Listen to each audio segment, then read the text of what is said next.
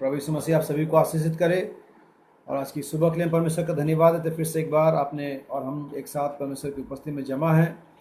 मैं विश्वास करता हूं कि आप सभी अपने घरों में और अपने स्थानों में सुरक्षित और प्रभु यीशु मसीह में आनंदित होंगे। परमेश्वर के नाम में, प्रभु यीशु मसीह के नाम में आप सभी को आशीष मिले। परमेश्वर आप सभी की सहायता और मदद करे। और आज की सुबह के लिए परमेश्वर का धन्यवाद देते हैं कि उसने हम सभी को सुरक्षित रखा, जीवित रखा, हमारे शरीरों में चैन और आराम दिया। और प्रभु का धन्यवाद देते हैं कि फिर से एक साथ हम जुड़े हुए हैं और उसके साथ बातचीत करने के लिए हम विश्वास करता हूं कि प्रभु आज सुबह हमसे बातचीत करेगा। और यकीनन ये उसका दिन है, ये आराधना का दिन है, ये पुनरुत्थान का दिन है।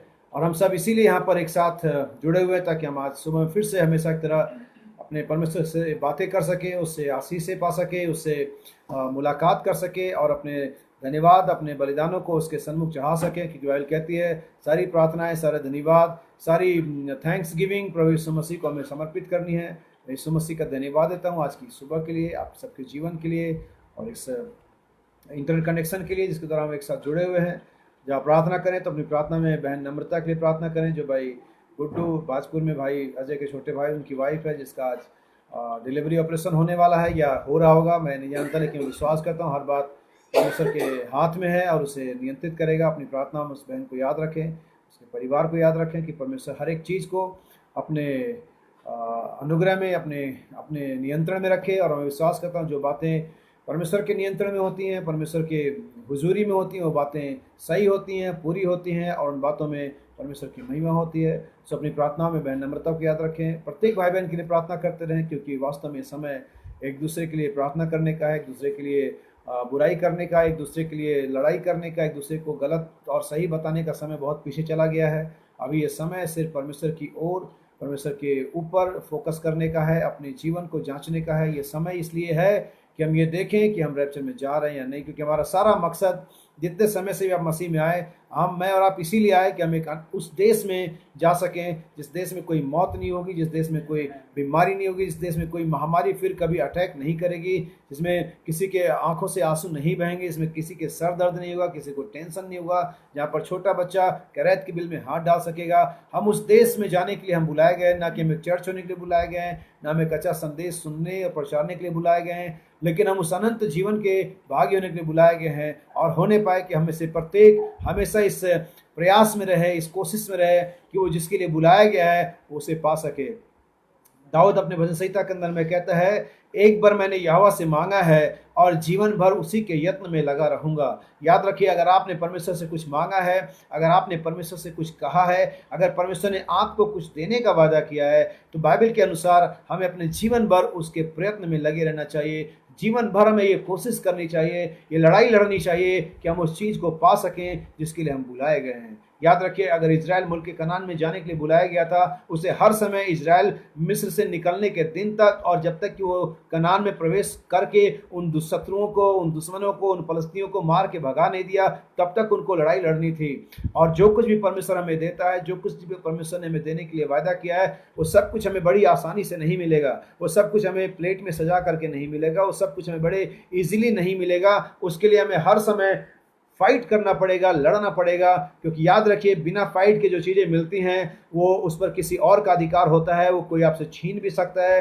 बिना फाइट के जो चीज़ें मिलती हैं वो परमेश्वर की ओर से नहीं होती हैं। लेकिन याद रखिए, हम जो लड़ाई राज्य को पाने वाले हैं, बाइबल कहती है उस राज्य पर शुरू से ही जोर होता है, लड़ाई होती आई है और जो ताकतवर हैं, जो बलवंत हैं, उससे छीन लेते हैं उनसे जो कमज़ोर हैं। तो याद रखिए, अनंत जीवन, पवित्र आत्मा का बपतिस्मा और हर एक चीज़ जिसके लिए मैं और आप बुलाए गए हैं, अपेक्षा कर रहे हैं, ये चीज़ें आपको प्लेट में सजा के नहीं मिलेंगी। ये चीज़ें आपको आराम से टांग पे टांग फैलाए रहते हुए नहीं मिलेंगी। ये चीज़ें ऐसे ठंडी सांस लेकर के चलने वालों को नहीं मिलेंगी, लेकिन ये चीज़ें मिलेंगी उनको जो फाइट कर रहे हैं, जिनको हर दिन लड़ना पड़ता है। नबी कहता, मैं हर दिन नहीं बल्कि हर मिनट लड़ता हूं। और यकीनन एक सच्चा मसीही इस अनुभव से जानता है कि वो हर दिन नहीं बल्कि हर समय लड़ रहा होता है। जब आपके सामने कोई शत्रु नहीं होता है तो बहुत सारी बार वो शत्रु आपके दिमाग में इन चीज़ों को लेकर के आता है, आपके विचारों में डालता है। वो गलत विचार, वो कुविचार, वो सारी बातें हमारे दिमाग में उठती रहती है और तब हमें उनसे लड़ना होता है।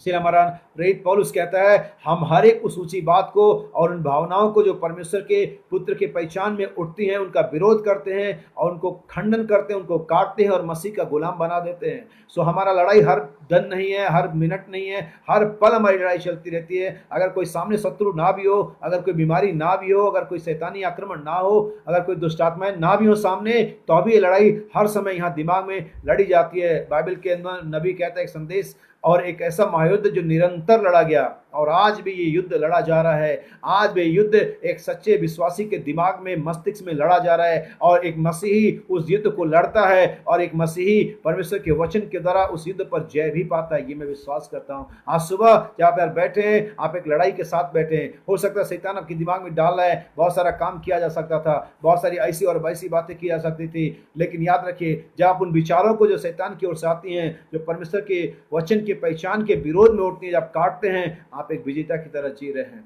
इस दिन में जिसमें हम और आप रह रहे हैं, मैं परमेश्वर का धन्यवाद देता हूं कि हमने परमेश्वर के वचन को पाया है। हमारे पास उजियाला है, हमारे पास अंधेरा नहीं है, हमारे पास उजियाला है और हम उजियाले में चल रहे हैं। मेरे भाई बहन, कौन सा उजियाला? शाम के समय का उजियाला, वचन का उजियाला, वो उजियाला जो हमें सच्चा मार्ग दिखा रहा है, वो उजियाला जो हमें अनंत जीवन के रास्ते में लेकर के जा रहा है। और उजियाला क्या है? दाऊद कहता है परमेश्वर तेरा वचन मेरे पांव के लिए दीपक और मेरे मार्ग का उजियाला है, और हम उजियाले में चल रहे हैं। इसलिए बाइबल कहती है तुम पर वो दिन चोर की नहीं आएगा, क्योंकि तुम अंधेरे की संतान नहीं हो। क्योंकि हम जो उन पर वो चोर की नहीं उन पर आएगा जो सोते हैं, जो अंधेरे में हैं, लेकिन हम जगे हुए हैं। हम उससे मध्य रात्रि के पुकार को सुन रहे हैं। हमारी आंखें जगी हुई हैं, हमारा दिमाग जगा हुआ, हमारा विश्वास जगा हुआ, हमारे सारे सेंसेस जगे हुए हैं और हम उजियाले में चल रहे हैं। इसलिए हम पर वो दिन चोर की नहीं आएगा, क्योंकि हम जागते हैं। बाइबल कहती है जागते रहो और प्रार्थना करो ताकि परीक्षा में ना पढ़ो। आइए इससे पहले मैं आगे बढ़ूं, प्रार्थना में अपने सर को हम झुकाएंगे। स्वर्गीय पिता, मैं प्रभु यीशु मसीह के नाम में आपका धन्यवाद देता हूं आज की इस सुबह के लिए। खुदावन, फिर से एक बार आपने हमें अपने चरणों में जमा किया खुदावन, और हमें अनुग्रह दिया कि तेरे वचन के साथ साझा करें, शेयर करें खुदावन, क्योंकि वचन ही है खुदावन जिसके द्वारा एक मनुष्य जीवित रहता है। आपने कहा मनुष्य केवल रोटी से नहीं, लेकिन प्रत्येक उस वचन से जो परमेश्वर के मुख से निकलता है जीवित रहेगा। प्रभु, हम धन्यवाद देते हैं कि आज भी आपके पास मुख है और आज भी आपके पास वचन है, और आज भी अगर ये सब दोनों चीज़ें हैं तो आज भी छोटे छोटे उकाब हैं जो अपने मुंह को खोले हुए अपने उकाब माँ का इंतजार कर रहे हैं, जो अपने होठों से, अपने चोंच से अपना वचन उनके मुंह में डालेगी। और मैं विश्वास करता हूँ खुदावन कि वो उकाब माँ मैं नहीं हूँ खुदावन, वो आप स्वयं है पिता परमेश्वर। लेकिन आप आज इस सुबह में अपने दास को एक इंस्ट्रूमेंट के, एक टूल के तौर पर इस्तेमाल करें खुदावन। अपने वचनों को हमारे प्रत्येक भाई और बहन और मेरे परिवार के मुंह के अंदर में डालें, हमारे जीवन में डालें खुदावन, ताकि आज ये छोटे छोटे उकाब के बच्चे जो हर एक अपने घोंसलों में बैठे हुए खुदावन, वो अपने खुराक को पा सके, अपनी स्ट्रेंथ को पा सके, अपनी प्रभु जी ताकत को पा सके, और अपने आप को तुझ में और भी बलवंत और सिद्ध कर सके। पिता, मैं प्रार्थना करता हूँ प्रत्येक को उनके जगहों में, उनके स्थानों में ब्लेस करें, अभिषेक करें खुदावन। मैं प्रार्थना करता हूँ मैं नम्रता के लिए पिता, आप उसके भी साथ हो प्रभु जी। सारी महिमा सारा आदर आपको देता हूँ पिता। कल की मीटिंग के लिए आपका धन्यवाद देते पिता। अपने आप को पिता, अपने परिवार को, इंटरनेट कनेक्शन को, हर एक चीज अब तेरे पवित्र हाथ में देते हुए हमारी प्रार्थना प्रभु यीशु मसीह के नाम में मांगते हैं, आमीन। सो प्रभु आप सभी को आशीष दे। इससे पहले मैं आगे बढ़ूं, मैं आपके लिए एक आयत पढ़ूंगा, और वो आज के संदेश की आयत नहीं होगी। आज के समय के अंदर में जो चल रहा है, थोड़ा सा आपको इंकरेज करने के लिए, आपके उत्साह को बढ़ाने के लिए, और इस बात को बताने के लिए कि आपको डरने की जरूरत नहीं है। परमेश्वर का अनुग्रह हम पर है, और परमेश्वर ने हमसे वादा कर रखा, मत डर, मैं तेरे साथ हूँ। तेरी माँ तुझे छोड़ सकती है, दुनिया तुझे छोड़ सकते हैं, और कोई भी तुझे छोड़ सकता है, लेकिन ना तो मैं तुझे कभी छोड़ूंगा और ना तो तुझे मैं कभी त्यागूंगा। आइए हम परमेश्वर के वचन में से पढ़ें। यहेजकेल नबी की किताब, उसका 14 अध्याय, उसकी 19वीं आयत में आपके लिए पढ़ूंगा। चाहता हूँ कि इससे कोई भी तेज आवाज में पढ़े।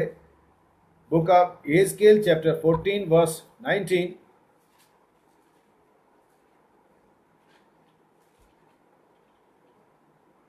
Or if I send up pestilence into that land, and pour out my fury upon it in blood, to cut off from it man and beast, though knew Daniel and Job were in it, as I live, said the Lord God.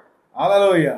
Bible यहाँ कहती है, यदि मैं किसी देश में मरी फैलाऊं या ऐसा जलजलाहट भटकाकर उसका लहू ऐसा बहा के कि वहां के मनुष्य और पशु दोनों नष्ट हों, तो चाहे वहां के मनुष्य और पशु दोनों नष्ट हों, तो चाहे नूह, डैनियल, अयूब भी उस उसमें हो, तो भी प्रभु यहोवा की वाणी है, मेरे जीवन की सौगंध, वे न पुत्रों को और न पुत्रियों को बचा सकेंगे, अपने धर्म के कारण केवल वे अपने प्राणों को बचा सकेंगे।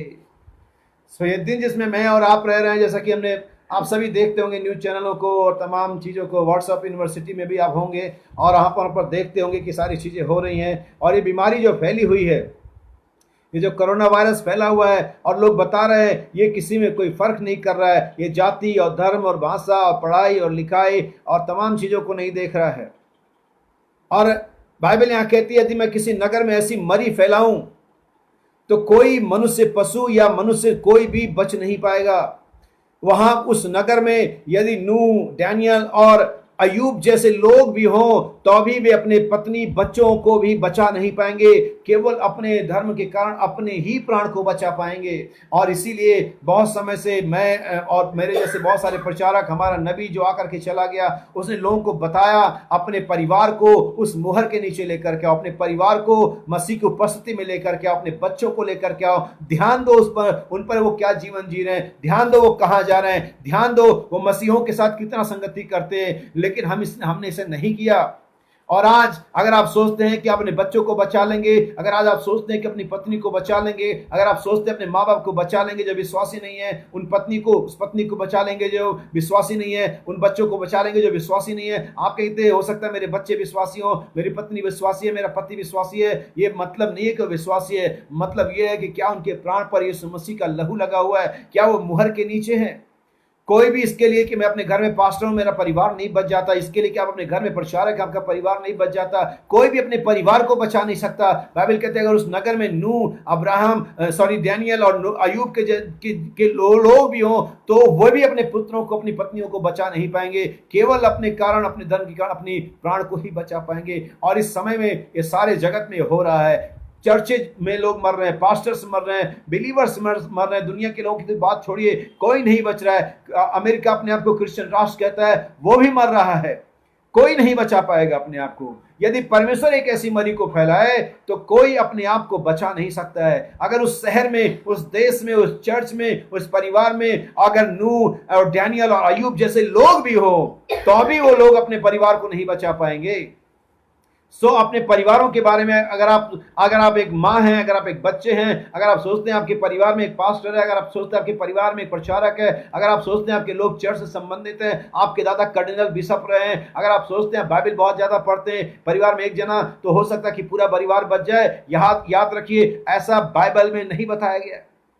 इसलिए आज मैं सभी से कहना चाहता हूं, जो संदेश के बारे में आज हम सुनेंगे, प्रचारा जाएगा, हर एक व्यक्ति के लिए इंडिविजुअल संदेश है, क्योंकि मामला यहां पर व्यक्तिगत है, उद्धार व्यक्तिगत है। आज ये कोरोना वायरस, परिवार में 4 लोग हैं, एक मर जा रहा है।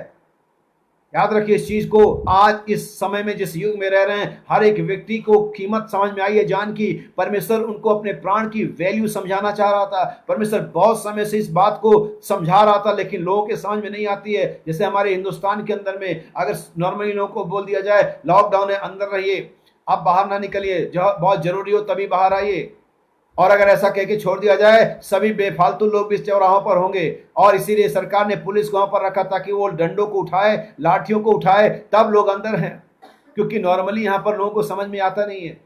परमेश्वर 6000 सालों से प्राण की कीमत समझा रहा है। परमेश्वर बता रहा है कि अगर मनुष्य सारे जगत को प्राप्त करे, होल वर्ल्ड, सारे जगत को प्राप्त करे। यहाँ पर बहुत सारे लोग believer, Christian, and time message believer, सिर्फ 4 टाइम के रोटी के लिए, सिर्फ थोड़ी सी सैलरी के लिए, थोड़े से सुंदर दिखने के लिए, थोड़े से धन संपत्ति का इकट्ठा करने के लिए प्राण का सौदा कर देते हैं। जबकि हमारे प्रभु यीशु मसीह ने, वचन ने प्राण को और सारे जगत को कंपेयर किया। एक तरफ आपका सिंगल सोल और एक तरफ होल वर्ल्ड, पूरी दुनिया, जिसमें अमेरिकी अर्थव्यवस्था, जिसमें ज्यूस रिलीजन है, जिसमें रोम का सोना है, उस सब को एक तरफ, और आपका सिंगल प्राण, सिंगल सोल एक तरफ, पूरे दुनिया को और प्राण को एक तरफ कर दिया प्रभु ने। और फिर पूछता कीमत किसकी ज्यादा है। और यहाँ पर आज यहाँ पर कोई भी ऐसा नहीं सुना है जिसने पूरी दुनिया को प्राप्त करने के लिए अपने प्राण को नष्ट किया हो, अपने प्राण की कीमत कम समझी हो, अपने प्राण का सौदा किया हो। कोई ऐसा नहीं है। हम में से प्रत्येक सिर्फ इतने होंगे शायद थोड़ी सी नौकरी के लिए, थोड़ी सी सुंदरता के लिए, थोड़ी सी सामाजिक प्रतिष्ठा के लिए अपने प्राण की सौदेबाजी कर दी, अपने प्राण की कीमत को नहीं जाना, अपने आप को शैतान के हैंड ओवर कर दिया। ठीक ऐसे से हवा ने किया था। लेकिन यहां तो यीशु मसीह कहता सारा जगत, अगर आप अपने प्राण की हानि उठा ही रहे हैं, अगर अपने प्राण की कीमत को लगा ही रहे हैं, अगर अपने प्राण को आप सेल आउट कर ही रहे हैं, दांव पे लगा ही रहे हैं, तो कम से कम सारा जगत प्राप्त करिए। थोड़ी सी बात के लिए क्यों प्राण को जोखिम में डाल रहे हैं? लोग थोड़ी सी बात के लिए प्राण को जोखिम में डाल देते हैं, जबकि बाइबल कहती है तुम्हारे प्राण की कीमत सारे जगत से भी ज्यादा है, बराबर नहीं है। बाइबल ने यह कभी नहीं कहा कि हमारे प्राण की कीमत जगत के बराबर है, लेकिन बाइबल के हिसाब से, बाइबल की मैथोलॉजी में हमारे प्राण की जो कीमत है वो सारे जगत से ज्यादा है। वरन हमारा नबी कहता है हमारे एक प्राण की कीमत 10 लाख जगत है। सोचिए इसके बारे में।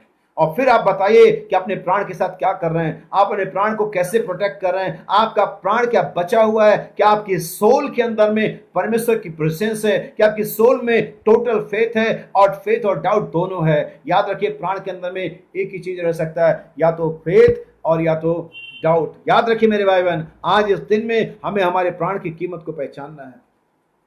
सारे जगत को छोड़ सकते हैं हम हमारे प्राण को बचाने के लिए। हमें मेरी बात को ध्यान रखना, और इसी बारे में आज का सुबह का हमारा संदेश होगा। आज हम इसके बारे में देखेंगे, और मैं और आज आप इस बात को कंफर्म करेंगे संदेश के अंत में पहुंच करके कि क्या मेरा प्राण बचा हुआ है।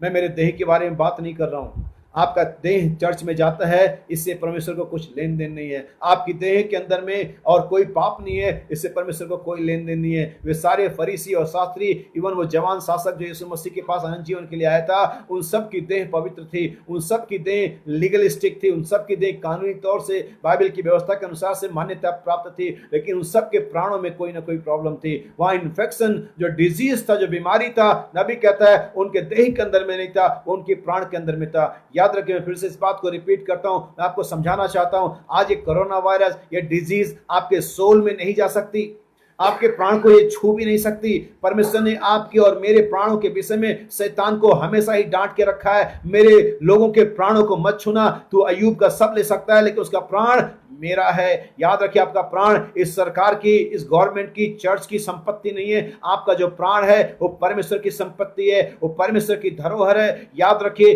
परमेश्वर ने सबसे पहले मनुष्य को अपने स्वरूप में बनाया, अपनी समानता बनाया, अपने अंडर कंट्रोल में रखा, अपने टच में रखा, अपने कनेक्शन में रखा, और ऐसा करने के लिए उसको देह में नहीं बनाया था, ऐसा करने के लिए उसको प्राण में बनाया था। बाइबल कहती है तब आदम के नथुन में जीवन का श्वास फूंक दिया, तब आदम जीवता प्राणी, यानी कि इंग्लिश बाइबल लिखा है लिविंग सोल बन गया। यही है जहां पर परमेश्वर आपसे कांटेक्ट बनाता है। बहुत सारी बार लोग अपने देहों से परमेश्वर को कांटेक्ट बनाने की कोशिश करते हैं। याद रखिए, अपने शरीर से आप परमेश्वर को कांटेक्ट कभी नहीं बना सकते। हमारा नबी कहता हमारी 5 चेतनाएं इस दुनिया से संपर्क बनाती हैं, क्योंकि हमारी 5 चेतनाएं दुनियावी हैं, फिजिकल है, हमारी बॉडी की 5 सेंसेस हैं, और वो परमेश्वर से कभी भी कांटेक्ट नहीं बना सकती हैं।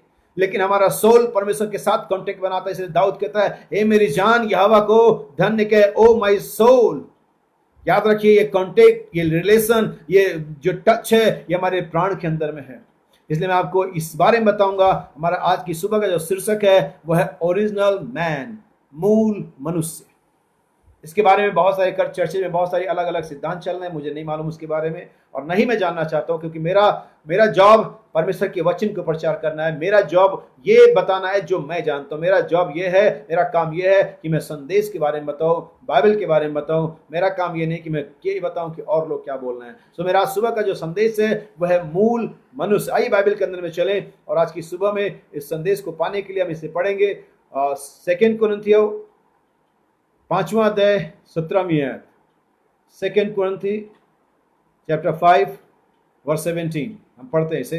Therefore, if any man be in Christ, he is a new creature. अगर कोई मनुष्य मसीह में है, he is a new creature, नया प्राणी। क्रीचर का मतलब एक डिफरेंट टाइप ऑफ नेचर। जैसे हम ह्यूमन क्रीचर में आते हैं, एनिमल क्रीचर, और आसमान में उड़ने वाले पक्षी होते हैं, समुद्र की मछलियां होती हैं, ऐसे ही मसीह यीशु में एक न्यू क्रीचर है, यानी कि मसीह यीशु में एक नया मनुष्य नहीं, एक अलग ही प्रकार का जीव, एक अलग ही प्रकार का बीइंग, एक अलग ही प्रकार का प्राणी। अब ये प्राणी कैसा होगा, इसी के चारों तरफ हमारा संदेश आज लोकेट करेगा, इसी के चारों तरफ हमारा संदेश आज घूमेगा कि वो न्यू क्रीचर क्या है, क्या हम उस न्यू क्रीचर के अंदर में आते हैं, क्या हम प्रोसेस के अंदर में, क्या हम पर काम चल रहा है। याद रखिए, जब कहीं काम चल रहा होता है, सरकारी काम कहीं चल रहा होता है, कोई रोड बन रही होती है, कोई बिल्डिंग बन रही होती है, कुछ प्रोग्रेशन हो रहा होता है, कोई प्रोजेक्ट बन रहा होता है, उसके चारों तरफ एक बैरिकेडिंग लगाई जाती है, एक रिबन आपने देखा होगा उसके चारों तरफ बांध दिया जाता है, और आगे बोर्ड लगे होते हैं और उस पर लगा होता है वर्क ऑन प्रोग्रेस, निर्माण कार्य जारी है। लेकिन वो निर्माण कार्य जारी है, वो बड़ा उबड़ खाबड़ होता है, बड़ा धूल उड़ रही होती है, और यहाँ वहाँ लोग मंदिर मैले कुचले लोग घूम रहे होते हैं, और बड़ा अजीब सा लगता है जब वो प्रोग्रेस के अंदर में होता है। और वो तब तक उसके अंदर में एक फिनिशिंग, एक कंप्लीटेशन, एक सुचारू रूपता आती रहती है, और तब तक जब तक वो अपने अंतिम पड़ाव तक नहीं पहुंचता। और मैं कहना चाहता हूं, बहुत सारे लोग मेरे और आपके जीवन को ये देख करके कह सकते हैं ये क्या जीवन है, ये क्या लफड़ा है, ये क्या धूल धक्कड़ है, ये सब उबड़ खाबड़ है, यहां माल बिखरा है, वहां रेता गिरा हुआ है, ऐसे आपका जीवन भी लगता है। लेकिन उनको एक बात बता दीजिए, उनको बताइए, परमेश्वर का वचन कहता है वर्क ऑन प्रोग्रेस। मेरा पिता यीशु ने अब तक काम कर रहा है, हम पर यीशु मसीह काम कर रहा है, कार्य जारी है, किसी दिन ये कंप्लीट होगा। और यही प्रॉब्लम है हमारे साथ और हमारे साथ पास के लोगों को, कि हमारे उस काम समय को देख करके, हमारे लाइफ को देख करके, जो अभी प्रोग्रेस में जो भी जारी है, लोग निर्णय ले लेते हैं, लोग अंदाजा लगा लेते हैं। लेकिन याद रखिए, अभी ये काम कंप्लीट नहीं हुआ। आइए हम इस वर्ष को फिर से कंप्लीट करें। Therefore, if any man be in Christ, he is a new creature. Old things are passed away. Behold, all things are becoming new. Hallelujah. दो बातें यहाँ पर ध्यान देना मेरे भाई बहन, बहुत जरूरी इन बच्चों को सीखना। और आज हमारा जो संदेश है वो प्रचार और सीखना दोनों ही होगा। आमीन। इस चीज को अपने दिमाग में रखिए। बाइबल कहती, जो अगर कोई इफ, सबसे पहले जो शब्द है वो है इफ। अगर कोई मसीह यीशु में है, या जो कोई भी मसीह यीशु में है, वो एक नया प्राणी है, एक नया जीव है, एक नई सृष्टि है। इंग्लिश के अंदर में न्यू क्रिएशन नहीं लिखा है, न्यू क्रीचर लिखा है। एक नई सृष्टि, सॉरी एक नया, एक परमेश्वर ने समुद्र की मछलियां बनाई, परमेश्वर ने आसमान के पक्षी बनाए, परमेश्वर ने रेंगने वाले जीव जंतु बनाए, परमेश्वर ने मनुष्य बनाए। इसके बाद जो बना वो है न्यू क्रीचर। आप इसे मनुष्य मत समझना, सिर्फ एक मनुष्य नहीं, न्यू क्रीचर। दिमाग में अपनी बात को सेट कर लीजिए। अदन में जितनी भी रचना हुई, अदन के वाटिका से पहले दिन, दूसरे दिन, तीसरे, चौथे, पांचवें, छठे दिन जितनी भी रचना हुई, ये वाली रचना जो मसीह यीशु में है, उस वाली सारी रचनाओं से डिफरेंट है, अलग है। बाइबल ऐसा बताती है, न्यू क्रीचर। हर एक क्रीचर उस अदन में बनाया गया, लेकिन यहां पर जब मसीह आता है, जब मसीह में आपका नया जन्म होता है, तब आप एक न्यू क्रीचर बनते हैं। इस चीज को अपने समझ में बिठा लीजिए, तभी आप इस बात को समझ पाएंगे कि मैं क्या कहना चाह रहा हूं या बाइबल क्या कहना चाह रही है। सो जो मसीह यीशु में है, एक नया प्राणी है, एक नया अस्तित्व है। दूसरी चीज, आप बहुत सारे लोग, मैं और आप यहां पर हैं, जो ये कह सकते हैं कि हम नए प्राणी हैं। यही प्रॉब्लम है जिसके लिए नया प्राणी, हम एक नए प्राणी हैं। पुराना, अगर आप मैं और आप या कोई मसीह कहता चलो हम मसीह में, हम नए प्राणी हैं, इसकी एक शर्त है, पहचान है इसकी। आइए हम फिर से इसे पढ़े। मैं चाहता हूं बाइबल को खोल के रखें, बंद करके। इसलिए यदि कोई मसीह में है, हाँ, नई सृष्टि है, नया प्राणी है, नया अस्तित्व है। सुनिए, पुरानी बातें बीत गई हैं। पहली चीज है कि अगर आप कहते हैं, अगर मैं कहता मैं मसीह यीशु में नया हूं, तो पहली जो चीज है, पुरानी बातें बीत जानी चाहिए। कोई भी व्यक्ति जिसके अंदर पुरानी चीज दिखाई देती है, वो नया प्राणी नहीं है। मैं ये नहीं कह रहा हूं गलत है, मैं नहीं कहता हूं नाश हो जाएगा। वर्क ऑन प्रोग्रेस, कार्य जारी है। अगर आप कहते हैं, अगर मैं कहता हूं कि मैं एक नया प्राणी मसीह में, तो कहती है मसीह यीशु में जो नए हैं, ठीक है, ओके, हम समझते हैं इन बातों को। हम अगर नए हैं तो क्या पुरानी बातें चली गई? क्या हमारा पुराना गुस्सा चला गया? क्या हमारा पुरानी लालसा चली गई? क्या हमारा पुराना फैशन चला गया? क्या पुराना जवान दिखने की चाहत चली गई? क्या पुराना पीठ पीछे बातें करने की आदत चली गई? क्या वो पुराना जीवन, पुराना पाप, पुरानी अभिलाषाएं, पुराना नेचर चला गया? यही प्रमाण है कि आप नई सृष्टि है, कि आपके पास पुराना कुछ भी नहीं। देखो, मैं हर चीज को नया कर देता हूं, परमेश्वर नया करता है। सो जो मसीह यीशु में है वो नई रचना है, यही वो मूल मनुष्य है जिसके द्वारा मैं और आप परमेश्वर के पास जा सकते हैं। मैं चाहता हूं कि हम इन बातों को बाइबल के संदर्भ में देखें। हम बहुत सारे कोर्स भी पढ़ेंगे, लेकिन पहले मैं कुछ बाइबल के आते पढ़ूंगा और मैं क्या पढ़ना चाहता हूं, मूल मनुष्य कैसा होता है। कोई भी मनुष्य जो ओरिजिनल है, जो पूरा है, जो कंप्लीट मैन है, वो मनुष्य के अंदर में तीन चीजें होती हैं, आत्मा, प्राण और देह। इन तीनों के बिना किसी एक सिंगल के वजह से वो याद रखिए कि वो मनुष्य नहीं हो सकता है। अगर इनमें से कोई एक नहीं है तो या तो वो पशु सरीखा है या तो स्वर्गदूत बन गया है। लेकिन याद रखिए कि परमेश्वर के पुत्रों का जो प्रैक्टिकल सृष्टि बांट जो रही है वो स्वर्गदूतों का या पशुओं का नहीं है, वो परमेश्वर के पुत्रों का है, एक मनुष्य का जो एक नया मनुष्य है, मूल मनुष्य, ओरिजिनल मैन। फर्स्ट थिस्सलुनीकियों उसका 5 अध्याय उसकी 23 आयत पढ़ेंगे।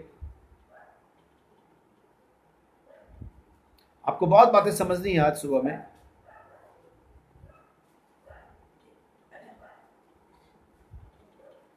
पहला थिस्सलुनीकियों 5 उसकी 23, 23। And the very God of peace sanctify you wholly.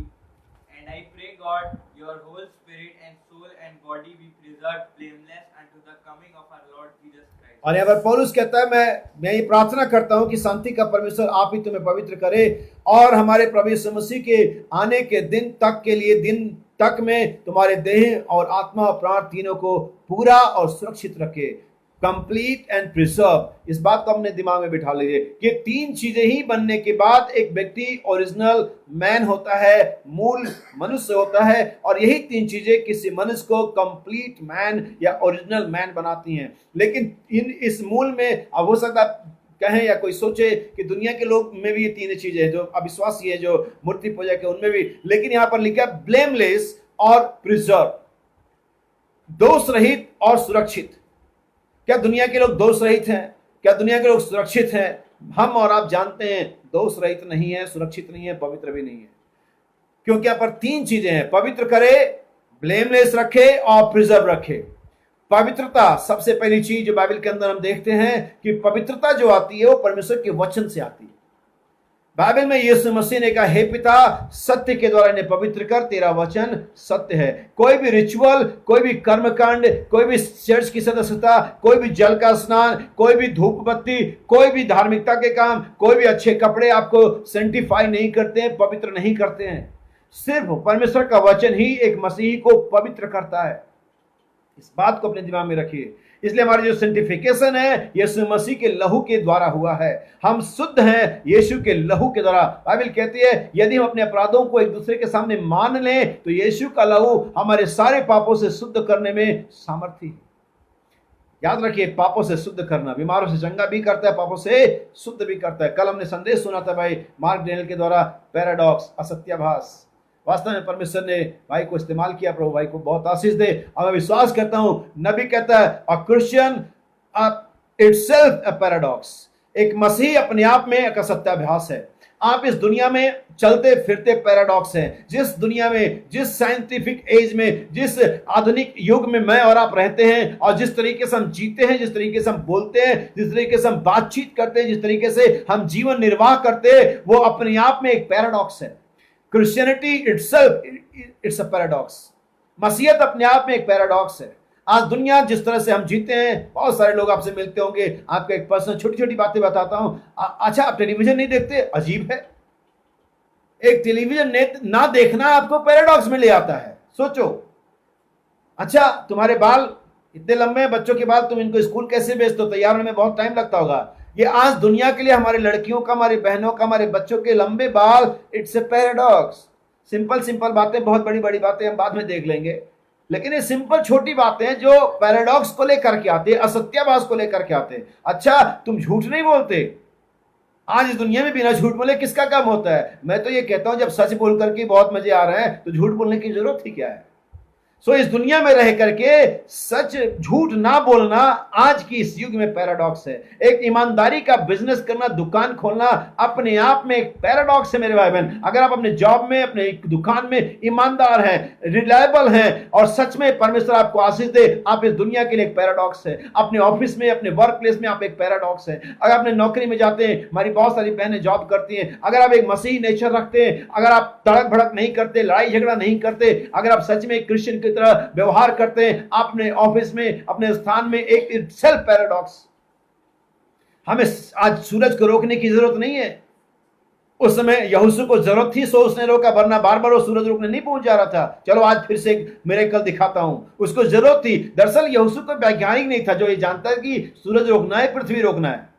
वो अगर कोई वैज्ञानिक होता तो वो समझ जाता कि क्या रोकना चाहिए, लेकिन उसको कोई टेंशन नहीं थी, कोई मतलब नहीं थी कि क्या रोकना है। उसको एक बात मालूम थी, सूरज से ही दिन रहता है। उन्हें अगर सूरज रुक जाए, क्योंकि नियम ये होता था युद्ध का कि दिन डूबने के बाद लड़ाई नहीं होती थी, और फिर जब दिन डूब जाता था तो सेनाओं को अपने आप को फिर से सुव्यवस्थित करने का, अपने असलहों को सही करने का, अपने आप को स्ट्रांग करने का ताकत मिल जाता था, मौका मिल जाता था।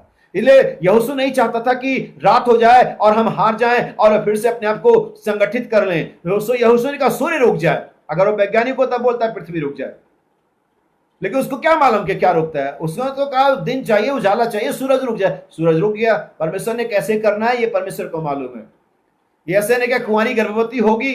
ऐसा दिमागदार था, पढ़ा लिखा था, दिमाग लगा सकता यार कुंवारी गर्भवती कैसे होगी? जिसने बोला वो करेगा। आपको दिमाग लगाने की जरूरत नहीं कि रैप्चर कैसे होगा। आपको दिमाग लगाने की जरूरत नहीं है कि जब 666 आएगा, जब महासत्ताव आएगा, आज गवर्नमेंट खाना पहुंचा रही, कल खाना छीन लेगी, कल आपको प्रचार नहीं करने दिया जाएगा, कल आप व्हाट्सएप पर, फेसबुक पर ऑनलाइन नहीं रहेंगे। जब ये सही तरीके से आएगा फिर आपको दिमाग नहीं कि कल कैसे करेंगे। दिमाग मत लगाओ, वो करो जो परमेश्वर ने कहा है, बाकी परमेश्वर वो करेगा जो उसने कहा है। हालेलुया। इसलिए आज एक मसीही अपने आप में एक पैराडॉक्स है, एक असत्याभास है। जो लाइफ आप जीते हैं, जिस तरीके से आप पहनते हैं, जिस तरीके से आप अपने काम में कार्य करते हैं, आप अपने आप में दुनिया के लिए एक पैराडॉक्स हैं।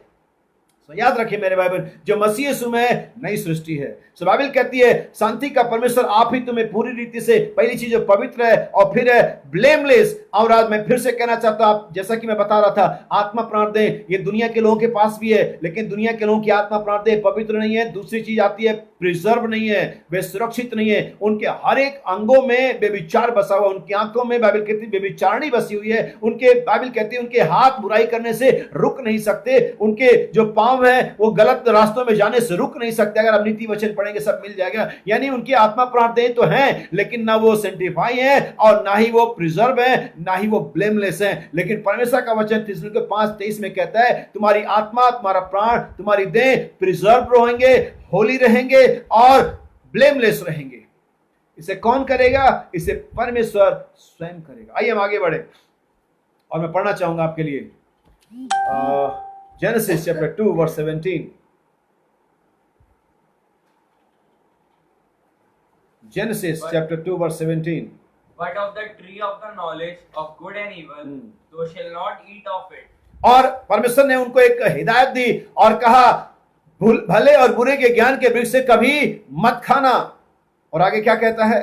For in the day that thou eat thereof, thou shalt surely die. और जिस दिन तुम उसको खाओगे उसी दिन तुम निश्चय मर जाओगे। इससे पहले कि इस आयत को मैं थोड़ा सा डिस्क्राइब करें, मैं इसके थोड़ा सा पीछे जाऊंगा। यहाँ आदम है जो परमेश्वर के स्वरूप में बनाया गया है। यहाँ आदम है जो सन ऑफ गॉड कहलाता है। यहाँ आदम है जो पृथ्वी पर अधिकारी है। यहाँ आदम के बहुत सारे रूप हैं, लेकिन यहाँ पर हम आदम का एक रूप, सिंगल रूप इस मैसेज की वजह से देखेंगे। और वो देखेंगे एक मनुष्य जो परमेश्वर की सहभागिता के लिए, परमेश्वर के साथ फेलोशिप के लिए बनाया गया है। जैसा कि मैं बहुत सारी बार बता चुका हूं कि आदम के बनाने के पीछे मकसद जो परमेश्वर का था वो सिर्फ एक वर्शिप नहीं था, एक आराधना मात्र नहीं था, वो था फेलोशिप, सहभागिता। जैसा कि मैंने बताया था कुछ दिन पहले, जैसे बीमारी आई, टच नहीं करना, कुछ को किसी चीज को टच नहीं करना है। परमेश्वर ने पहली चीज जो बनाई और बहुत सारी चीजें बनाने में कुछ ऐसा बनाया जिसे टच किया जा सके, और वो टच करने वाली जो चीज थी उसके बेटे और बेटियां थे। सो परमेश्वर ने उनको बनाया, उनको अदन में रख दिया, उनको अधिकार दे दिया मेरे भाई बहन। और आदम एक ऐसा था जिसके साथ परमेश्वर की संगति चलती थी, जिसके साथ परमेश्वर बातचीत करता था, जिसके साथ परमेश्वर अपने जीवन को बिता रहा था वहां पर। याद रखिए इस चीज को। और आदम सबसे पहले जो बनाया गया वो सोल में बनाया गया, स्पिरिट में बनाया गया। आदम की पहली क्रिएशन जो थी वो फिजिकल नहीं थी, वो स्पिरिचुअल थी। और उसके बाद आदम को एक देह में डाला गया जो मिट्टी की देह थी, जहां हम उत्पत्ति 2:7 में देखते हैं। यहां पर दो आदम कभी नहीं बने। आदम के दो प्रकार की रचनाएं थी, एक स्पिरिचुअल थी और एक फिजिकल थी। और आदम 2:7 में मिट्टी की देह में डाला गया, और ये वो देह थी जहां पर आदम पृथ्वी से कांटेक्ट बना सकता था। अगर उत्पत्ति 2:7 से पीछे जाकर के पढ़ेंगे, बाइबल के दिन तो भी कोई ऐसा मनुष्य नहीं था जो पृथ्वी पर खेती करता। मैं चाहता आप इसे पढ़ें, जेनेसिस चैप्टर 2:3 होना चाहिए।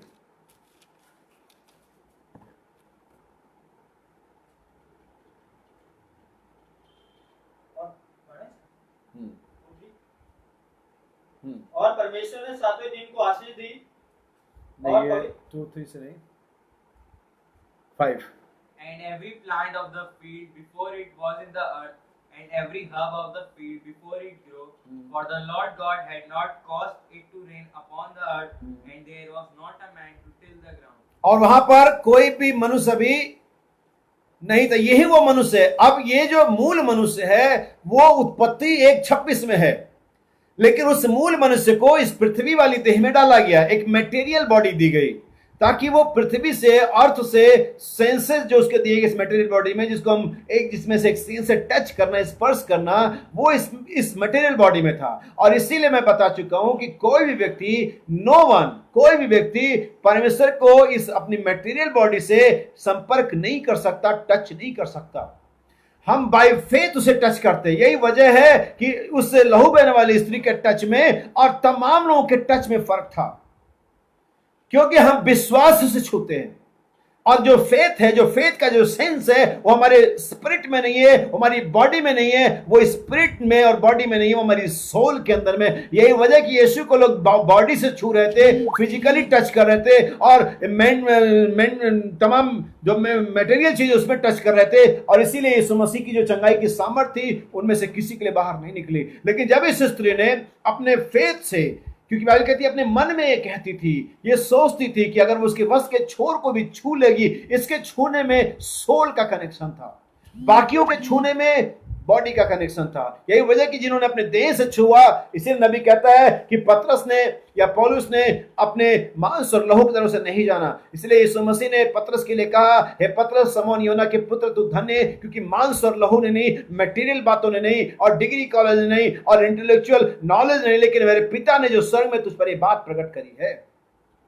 सो आप प्रभु को, यीशु मसीह को, परमेश्वर को कभी अपनी मटेरियल बातों से, अपनी मटेरियल हाव भाव से, अपने तमाम मटेरियल बातों से आप कभी भी टच नहीं कर सकते। हर एक व्यक्ति उसे बाय फेथ टच करता है। और आज भी अगर आपके पास विश्वास है, आप यीशु मसीह को टच कर सकते हैं, आप उस मेल्किसेदेक को टच कर सकते हैं। अब ये मेल्किसेदेक पर आएंगे, हो सकता है इसका संदेश थोड़ा लंबा जाए। बहुत सारी बार लोग कहते हैं, आप कहते हैं 4 घंटा, ये तो 1 घंटे में समाप्त हो गया। मुझे डेटा भी देखना पड़ता है और ये भी देखना पड़ता है कि आप लोग इसे पूरा सही से सुन पाएंगे और नहीं सुन पाएंगे। तो याद रखिए, बाइबल बताती है कि आदम को पहले स्पिरिट में बनाया गया, उसके बाद उसे देह में डाला गया ताकि वो पृथ्वी से संपर्क स्थापित कर सके। और आदम को यह कहा गया, मुझे माफ करिए, बार बार रोटेट हो जा रहा है। आमीन। सो सुनिएगा ध्यान से, उत्पत्ति 2:17, परमेश्वर ने आदम से कहा, जिस दिन तुम उस फल को खाओगे उसी दिन तुम मर जाओगे। अब यहां पर जो मरना था, ये मरने का मतलब, नबी कहता है डेथ का मतलब होता है इटर्नल सेपरेशन फ्रॉम गॉड, परमेश्वर से अनंत कालीन पृथककरण। यानी कि डेथ का मतलब होता है, संदर्भ होता है, ये डेफिनेशन है, परमेश्वर से हमेशा के लिए अलग हो जाना। यानी कि आदम, अगर जिस दिन तू इस फल को खाएगा, मे भी तू 900 साल जिंदा रहेगा, लेकिन तू परमेश्वर से अलग हो जाएगा। मेरे भाई और बहन, आज परमेश्वर की आज्ञा के तोड़ने का जो खामियाजा है, जो पनिशमेंट है, वो परमेश्वर से अलग होना है। क्योंकि आदम उस फल को खाने के तुरंत बाद फिजिकली नहीं मरा, और आदम कई 100 साल जीवित रहा, लेकिन तो भी परमेश्वर का वचन कभी गलत नहीं हो सकता है। परमेश्वर से वो हमेशा के लिए, जब तक यीशु मसीह दोबारा नहीं आएगा, जब तक मुर्दे जी नहीं उठेंगे, तब तक वो वहां नहीं आ सकता। इसलिए नबी कहता है डेथ का मतलब होता है इटर्नल सेपरेशन फ्रॉम गॉड। और आज बहुत सारे मसीही क्रिश्चियन जगत और बहुत सारे बार बिलीवर जो आज्ञा नहीं मानते हैं और वो चर्च में जाते हैं, प्रार्थना करते हैं और अपने मटेरियल बॉडी से, अपने मटेरियल चीजों से वे सोचते हैं वे क्रिश्चियन है। लेकिन मैं आपसे कहना चाहता हूं आप मटेरियल क्रिश्चियन है और आप स्पिरिचुअल क्रिश्चियन कभी नहीं हुए। इसलिए हमारा नबी कहता है, यीशु मसीह ने उन फरीसियों और शास्त्रियों से सबसे ज्यादा ऐसे डांटा उन्हें, क्योंकि यीशु मसीह ने चोरों को उतना नहीं डांटा, व्यभिचारियों को नहीं डांटा, जो हत्या करके उनको नहीं डांटा, लेकिन यीशु मसीह ने ज्यादा उनको डांटा जो ढोंग करते थे, जो परमेश्वर की आज्ञाओं को अपने सुविधा के लिए, अपने धर्मोपदेश के लिए, अपने रीति रिवाजों के लिए टाल देते थे। यीशु मसीह ने उनको ज्यादा डांटा। लेकिन जानते हैं मामला क्या था? वे धार्मिक थे लेकिन आत्मिक नहीं थे। हमें स्पिरिचुअल बनना है, न कि रिलीजियस बनना है। और जब स्पिरिचुअल की बात आती है तो हम प्राण के ऊपर में कांटेक्ट करते हैं, और यही जहां पर बहुत सारी बार पास्टर प्रचारक हमारे मटेरियल चीजों पर फोकस करते हैं और तुरंत ही देह पर आक्रमण करते हैं। तुरंत ही वो क्या पहनता है, वो कैसे बोलता है, वो क्या खाता है, इस बात को लेकर के आते हैं। परमेश्वर ने पहले हमारे प्राण से संपर्क साधता है, क्योंकि वह जो प्रॉपर्टी उसके प्राण है, ये मटेरियल उसकी प्रॉपर्टी नहीं है। तुम मिट्टी से मिलाए गए हो और मिट्टी में मिल जाओगे, ये परमेश्वर की प्रॉपर्टी नहीं है। इसके साथ शैतान जो चाहे कर सकता है, लेकिन याद रखिए मेरे भाई बहन, शैतान आपके प्राण को जो चाहे तो छोड़ो, छू भी नहीं सकता, छू भी नहीं। डोंट टच माई अनॉइंटेड, मेरे अभिषिक्तों को मत छुओ। और वो अभिषेक आपके प्राण में होता है, आपके सर पर नहीं होता है, आपके कंधे पर नहीं होता है। मेरा कटोरा उमड़ रहा है, वो सोल पर अनॉइंटिंग होता है, अनॉइंटेड सोल। नबी का संदेश अभिषिक्त जन, वे अभिषिक्त कहां है? अपने सोल के अंदर में, झूठ के लिए और सच के लिए, दोनों के लिए। कोई सच के लिए अभिषिक्त है और कोई झूठ के लिए अभिषिक्त है। तो याद रखिए इस चीज को, अपने दिमाग में बिठाई इन बातों को, इस सारे क्रम को मैं आपके सामने रखना चाहता हूं। इसलिए मैंने बताया था, ललकार प्रधान का शब्द परमेश्वर की तुरही, ललकार प्राण के लिए, प्रधान का शब्द आत्मा के लिए, परमेश्वर की तुरही हमारी देह के लिए। आपको सीखना होगा, आपको जानना। काश की परमेश्वर मेरी मदद करे कि मैं आपको सही क्रम में समझा सकूं। नबी कहता है, और आदम से कहा, जिस दिन तू उस फल को खाएगा उसी दिन मर जाएगा। नबी कहता है, आदम धार्मिक तो बना रहा लेकिन आदम आत्मिक कभी नहीं बन पाया। आज बहुत सारी बार हम धार्मिक बनते हैं अपनी मटेरियल बातों से। हम चर्च जाते हैं, हम बड़ी बड़ी दुआएं करते हैं, हम चोंगे पहनते हैं, हम साफ कपड़े पहनते हैं, हम बहुत सारी बात करते हैं, और ये सिर्फ हमें धार्मिक बताती हैं। नबी कहता है, एक स्पिरिचुअल माइंड, एक आत्मिक जो मन है, वो धार्मिक व्यक्ति से कहीं ज्यादा परमेश्वर के साथ कनेक्टेड है। हमारा नबी बताते हैं, जब यीशु पृथ्वी पर था उसने उन धार्मिक लोगों को बहुत लताड़ा। उसने उन धार्मिक लोगों को हमेशा ऐसे बोला, सांप तुम करैत के संतानों और चुनापुती कब्रों और ये और वो। लेकिन जब वो सामरी के पास आया, अगर आप ध्यान देंगे, सामरी का जो मटेरियल थिंक था, जो भौतिक देह थी, वो करप्शन में था, वो सड़ाहट में था। लेकिन सामरी का जो सोल था वो परफेक्ट था। सामरी के सोल के अंदर परमेश्वर का वचन बीज पाया जाता था। आइए हम आगे बढ़ें। सुनिए नबी क्या कहता है, जैसे ही कोई व्यक्ति परमेश्वर की आज्ञा तोड़ता है वो मर जाता है। मरने का मतलब, आप चर्च जाते रह सकते हैं। अदन में आदम हवा ने जब गुनाह किया वे जिंदा थे और कई सौ सालों तक जिंदा थे, लेकिन परमेश्वर से अलग हो चुके थे। मर जाने का मतलब, मैं फिर से आपको रिमाइंड कर दूं, मर जाने का मतलब होता है हमेशा हमेशा के लिए परमेश्वर से अलग हो जाना। और यही है जहां पर लोगों ने संगति को खो दिया है। नबी क्या कहता है, सुनिएगा ध्यान से, यहां पर लोगों ने संगति को खो दिया है और लोग आज परमेश्वर की उपस्थिति में उस आनंद को, उस आंसुओं के बहाने को, उस आत्मा से जय जयकार को नहीं पाते। चर्च आज फॉर्मल हो गया है। चर्च आज एक रेगुलर, जैसे मसीह होते हैं, जैसे फॉर्मल होते हैं, जैसे आना जाना चाहिए करके आते जाते रहते हैं, लेकिन स्पिरिचुअलिटी जो फेलोशिप थी वो खो चुकी है। अदन के अंदर में परमेश्वर की फेलोशिप गंवा दी आज्ञा तोड़ने के द्वारा। बहुत सारी बार हम और आप ऐसा करते हैं, हम परमेश्वर की अनंत आत्मा को जब दुखित करते हैं, हम जब आज्ञा तोड़ते हैं, हम परमेश्वर के साथ फेलोशिप को खत्म कर देते हैं। आगे नबी कहता है, सबसे जो पहली चीज है जो आपको समझना है, जो जानना है, वो ये है कि परमेश्वर एक ऐसा कारीगर है, एक ऐसा आर्किटेक्ट है जो अंदर की ओर से बाहर की तरफ काम करता है। इसलिए परमेश्वर जब हमेशा कांटेक्ट बनाता है, वो आपके मटेरियल चीज से, आपकी बॉडी से कांटेक्ट नहीं बनाता है, आपके सोल से कांटेक्ट बनाता है। यही वजह है कि जब किसी प्रचारक को, पास्टर को, लोगों को इसलिए कटाक्ष करते हुए, टोंट मारते हुए, उनके पहरावे पर, उनके बाहरी चीजों पर हमेशा बोलते हुए, कुड़काते हुए देखते हैं, आप जान लीजिए ऐसा प्रचारक, ऐसा मसीही सिर्फ एक स्पिरिचुअल मसीही नहीं, धार्मिक मसीही है। अगर यीशु मसीह जब दुनिया के अंदर में आया, उसने सारे पापियों से प्रेम किया। बाइबल के अंदर में उसे एक तमगा मिला, उस पर एक दोस्त था, यीशु मसीह पापियों का मित्र। आप एक पापी के बारे में क्या सोचते हैं? वो क्या खाता रहेगा, वो कैसा पहनता रहेगा? एक औरत जो पापी होगी उसका क्या हुलिया रहेगा, उसका क्या रेपुटेशन रहेगा, वो कैसी कैरेक्टर वाली होगी? चाहे आप सामरी की बात करें, चाहे उस मरियम की बात करें जो शमौन के घर में आई थी, चाहे आप किसी और पतरस की बात करें, चाहे आप जक्कई की बात करें, चाहे महसूल लेने वालों की बात करें, पापियों का मित्र था वो। लेकिन यीशु मसीह ने कभी भी इनके मटेरियल चीजों पर कटाक्ष नहीं किया, इनकी भौतिक बातों को देख करके इनको भला और बुरा नहीं कहा। लेकिन हाँ, यीशु मसीह ने कटाक्ष किया, यीशु मसीह ने भला और बुरा कहा वे जो बाहर से अच्छे थे और अंदर से गंदे थे। लेकिन यीशु मसीह ने उनको जो बाहर से गंदे थे, लेकिन यीशु मसीह के प्राण से कांटेक्ट बनाया। जब वो धनवान व्यक्ति आया जिसने घुटने टेके प्रणाम किया और कहा, हे रब्बी, अनंत जीवन के लिए मैं क्या करूं? तब यीशु ने उसके प्राण के अंदर में कांटेक्ट बनाया और देखा ये व्यक्ति तो बाहर से बहुत बढ़िया है। वो व्यक्ति प्योर रिलीजियस ज्यूस था, वो एक ऑर्थोडॉक्स ज्यूस था, वो हर 10 आज्ञा को मानता था, चर्च जाता था, वो सप्ताह में 2 बार उपवास रखता था, याद रखे मेरे भाई बहन, और वो हर एक चीज को जो कर सकता था वो करता था। लेकिन यीशु मसीह ने जब उसके प्राण में झांका तो क्या पाया? प्राण में एक लालच है, प्राण करप्टेड है, प्राण करप्शन के अंदर में। आज हमें और आपको अपनी देह को देख करके फूलने की जरूरत नहीं है। मैं चर्च जाता हूं, मैं दसवां देता हूं, मैं ये बीड़ी नहीं पीता, मैं सिनेमा नहीं देखता, मैं व्हाट्सएप नहीं देखता, मैं फेसबुक पर नहीं हूं, और मैं और मैं और मैं। आप किस पर फूल रहे हैं? एक बार अपने सोल को चेक करो, वचन के प्रिजर्वेटिव को डालो और देखो कि तुम्हारे प्राण के अंदर में क्या है।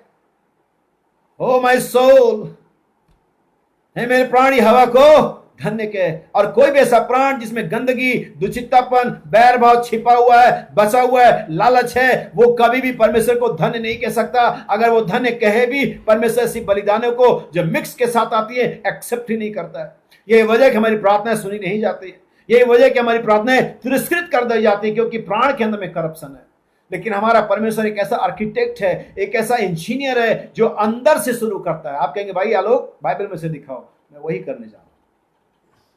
अगर आप बाइबल के अंदर में जाएंगे और मूसा के तंबू को देखेंगे कि मूसा का तंबू कैसे बनाया गया, मैं रेफरेंस नहीं दूंगा आपको, आपको जाकर के देखना है। अगर आप जाकर के देखेंगे एक्सोडस 20, 21, 22 के अंदर में आपको मिल जाएगा, निर्गमन 20, 21, 22 में मिल जाएगा। बहुत लंबे चैप्टर है, बहुत लंबे प्रोसेस है। तो अगर आप ध्यान देंगे तो परमेश्वर ने सबसे पहले उस वेदी को बनाया, फिर उसके बाद आंगन को बनाया, फिर उसके बाद बाहरी आंगन को बनाया। यानी परमेश्वर ने सबसे अंदर से काम शुरू किया। क्या पौलुस नहीं कहता मैंने बुद्धिमान राजमिस्त्री की नहीं नींव डाली है? जब आप घर बनाने जाते तो पहले क्या बनाते हैं? नींव, जहां पर घर को आप टिका सके। तो परमेश्वर एक बुद्धिमान राजमिस्त्री, अगर पौलुस है तो उस बुद्धिमान राजमिस्त्री को बुद्धि देने वाला तो स्वयं परमेश्वर है। बाइबल कहती है परमेश्वर को बुद्धि देने वाला कौन हुआ? उसका राजमंत्री कौन हुआ? किसने उसको सलाह दी? उसके पास वो बुद्धि का भंडार है। आपको भी चाहिए, आप उससे मांग लो, बिना उलाने के दे देगा आपको। लेकिन प्रॉब्लम है कि हम मांगते नहीं, हम सोचते हैं बहुत बुद्धिमान है। आप कुछ भी नहीं है, मैं कुछ भी नहीं हूं। हमारी बुद्धि आज फेल हो गई। दुनिया के बड़े बड़े वैज्ञानिक आज अपने लैब में बैठ करके एक छोटा से टिन्नी साइज वायरस के एंटी वैक्सीन को ढूंढ रहे हैं और पा नहीं रहे हैं। हमारी बुद्धि फेल हो गई। मनुष्य, बाइबल कहती है मनुष्य का ज्ञान कहां रहा इस जगत का बकवादी? कोरोना वायरस के बारे में कुछ बताता क्यों नहीं है? कोई कुछ नहीं बता सकता, लेकिन मैं और आप बता सकते हैं आज भी, क्योंकि हमारे पास हमारी नहीं परमेश्वर की दी हुई बुद्धि है। आमीन। सो याद रखिए, सबसे पहले पौलुस कहते हैं मैंने बुद्धिमान राजमिस्त्री की नहीं नींव डाली है। और दूसरा जो आएगा, अगर वो भी उसी बुद्धिमान परमेश्वर की ओर से लीडरशिप में आया है, अगर उसी बुद्धिमान परमेश्वर ने उसे पौलुस के बाद भेजा है, तो उस पर अगला नींव पर अगला रद्दा रखेगा और उसी पर बुनियाद क्या होगी? बिल्डअप होगी। यानी कि पहले नींव डालते हैं, पहले लेंटर नहीं डालते हैं। और हमारा जो शरीर है वो 3D है, 3 डायमेंशन के अंदर में। हम सब जानते हैं हमारा शरीर का डायमेंशन क्या है। मैं इस भेद को ही बता दूं क्योंकि हो सकता है मैसेज पढ़ें और आप कंफ्यूज हो जाएं। 63 यानी 63 से पहले नबी ने जो हमारे डायमेंशन बताते आत्मा प्राण दे के, अगर हो सकता है मैं आपको दिखाता, लेकिन मैं आपको बाद में व्हाट्सएप पर भेजूंगा चित्र। तो उसमें जो डायमेंशन था, पहला जो सर्कल था वो आत्मा का था, उसका बाहरी सर्कल प्राण का था, और जो सबसे ऊपर वाला सर्कल था, भाग था, वो था देह का। यानी कि सबसे पहला जो चीज थी वो आत्मा, उसके बाद प्राण और फिर देह। मैं फिर से आपको बता दूं, ये सर्कल, ये चित्र, ये डायग्राम 63 से पहले था, 63 से पहले का डायग्राम था ये। लेकिन 63 के बाद इस डायग्राम में चेंज आ गया, और इस डायग्राम में अब चेंज जो आया, अब जो सबसे पहला सर्कल है वो है प्राण, और फिर उसके बाद आत्मा, और फिर उसके बाद देह। सो हमारा परमेश्वर सबसे पहले प्राण पर वर्क करता है, काम करता है। कहां पर? प्राण पर। अगर आप पढ़ेंगे संदेश, ध्यान देंगे, मैं आपके लिए कनेक्ट कर रहा हूं। जब एलिया नबी सारपत की विधवा के पास गया, तब उसे क्या चाहिए था? रोटी और पानी। हम सब जानते हैं वो रोटी चाहिए था उसे, लेकिन उसने पहले पानी से शुरुआत करा। हमारा नबी क्या कहता है इसके बारे में? उसने इस बातचीत के दौरान उसके प्राण से कांटेक्ट बनाया। ठीक यही काम यीशु मसीह ने उस धनवान के साथ किया था, जिसने आकर के घुटने टेके और कहा, हे रब्बी, अनंत जीवन के लिए मैं क्या करूं? अगर वो मैं और आपके जैसे वहां यीशु मसीह की जगह पर मैं और आप होते, और कोई व्यक्ति घुटने टेक करके आता और आप कहता है, भाई अनंत जीवन के लिए क्या करूं? हाँ भाई, प्रभु आपको आशीष दे, हमारे चर्च आइए आप पहले, ये मेरा फोन नंबर है, ये मेरा व्हाट्सएप नंबर है, आप कांटेक्ट करिए, प्लीज कांटेक्ट मी। हमने उसके शरीर को देखा, अरे धनवान आदमी है, चर्च का बड़ा पादरी है, इसके कई सारे बिल्डिंग और फैक्ट्री है, अगर ये चर्च में आ गया बहुत बारह हो जाएंगे, इतना तो दसवांश बन जाएगा। बहुत सारे मटेरियल लोग ऐसे सोचते हैं। जो मटेरियल है वो मटेरियल मिल जाएंगे, लेकिन जो हेवनली है वो हेवन में चले जाएंगे। सो हम मटेरियल नहीं है, इसलिए अगर हम मटेरियल बीइंग से नहीं बने हैं, अभी मैं पढ़ूंगा वचन के अंदर में, तो आप मटेरियल बातों को चिंता मत करो। यीशु ने कहा, शरीर के लिए चिंता मत करना, क्या खाएंगे और क्या पहनेंगे। शरीर के लिए, आत्मा के लिए जरूर चिंता कर सकते हैं, क्योंकि वही आज एक खतरे में है। सबसे ज्यादा जो ट्रबल है, परेशानी, वो हमारी आत्माओं पर है। मैं चाहता हूं मेरे भाई और बहन, ये एक संदेश सिर्फ इसलिए नहीं प्रचार कर रहा हूं कि हम धार्मिकता पूरा कर रहे हैं और आप घरों में चर्च नहीं लग रहा है तो आइए हम व्हाट्सएप पर, फेसबुक पर संदेश ले। ये संदेश मैं आपको दिल की गहराई से बता रहा हूं, आज अपने सोल को चेक करना है। और यीशु मसीह के सामने घुटने टेके, हे रब्बी, अनंत जीवन के क्या करूं? यीशु मसीह ने एकदम, अगर यीशु मसीह चाहता तो एकदम से कह सकता तो कोई लालची है, जैसा कि उसने बहुतों के बारे में कहा भी। लेकिन चूंकि ये व्यक्ति मटेरियल बातों में बहुत अच्छा था, ये भौतिक जीवन में बहुत अच्छा था, ये सच में सोचता था कि परमेश्वर से डरता है, प्रेम करता है, और ये जितना अच्छा हो सकता था करता भी था। और अगर आप ऐसा सोचते तो मैं आपको ब्लेम नहीं कर रहा हूं। कई बार ऐसा हम मानते हैं, लेकिन हमें बस जानकारी नहीं होती है, हमें बस समझ नहीं होती है हम जो कर रहे हैं उसका अंतफल क्या होगा। हो सकता है आप जो कर रहे हैं दिल की गहराई से, सच्चाई से कर रहे होंगे। मैं नहीं कहता ढोंग कर रहे हैं, लेकिन सिर्फ जानकारी के अभाव में। लेकिन आज आपको जानकारी मिल रही है, और आज के बाद हम नहीं करेंगे। यीशु मसीह ने उसके आत्मा से, उसके प्राण से कांटेक्ट बनाना शुरू किया, कहा आज्ञाओं को माना कर। उसने कहा मैं बचपन से मानता हूं, वगैरह वगैरह। तब यीशु नबी का, तब यीशु मसीह उसके प्राण के अंदर में झांक करके देखा और पाया कि प्राण में एक प्रॉब्लम है, और प्रॉब्लम उसके अंदर में लालच की थी। लालच मटेरियल बॉडी में नहीं रहता। मैं आपको बता दूं, इससे पहले मैं आगे बढ़ूं, प्रभु आपको आशीष दे। जैसा कि मैं बता चुका हूं, 63 से पहले का डायग्राम और 63 के बाद का डायग्राम। 63 से पहले का डायग्राम आत्मा, प्राण और देह, 63 के बाद प्राण, आत्मा और देह। और याद रखिए, हमारा जो प्राण है वो हमारी आत्मा पर कंट्रोल करता है। हमारा जो प्राण है वो हमारी आत्मा को कंट्रोल करता है, और जो हमारी आत्मा वो हमारे देह को कंट्रोल करती है। मैं चाहता हूं कि हम एक मैसेज पढ़ेंगे, कोट पढ़ेंगे। आप मुझे दे दीजिए खोल करके, और ध्यान से इस संदेश के इस कोट को सुनना है आपको। और मैं चाहता हूं कि मैं इसे पढ़ूं आपके लिए।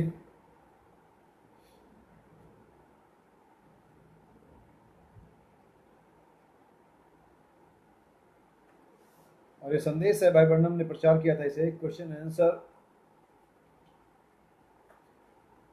पढ़ेंगे इसे हम। जॉब सेट, और यहाँ पर नबी अयूब ने कहा, I will have a desire. He will speak and I will answer him. और मेरी इच्छा है कि वो मुझसे बोले और मैं जवाब दूं। See, देखिए, now the body is what you look at. और देह क्या है जिसकी तरफ हम देख रहे हैं। The spirit is what controls you. और ये आत्मा है जो आपको कंट्रोल करती है। Your soul is the motive of that spirit. और आपका जो सोल है उसके अंदर में आपकी आत्मा का जो मोटिव वो पाया जाता है। हम इसको ऐसे संदर्भ में कहें, थोड़ी देर हम रुक जाएंगे और ये सारे मैं सोचता हूं मैं पढ़ूंगा तो सारा सीक्वेंस गड़बड़ हो जाएगा। ये सारे कोड्स मैं आपको व्हाट्सएप पर सेंड कर दूंगा।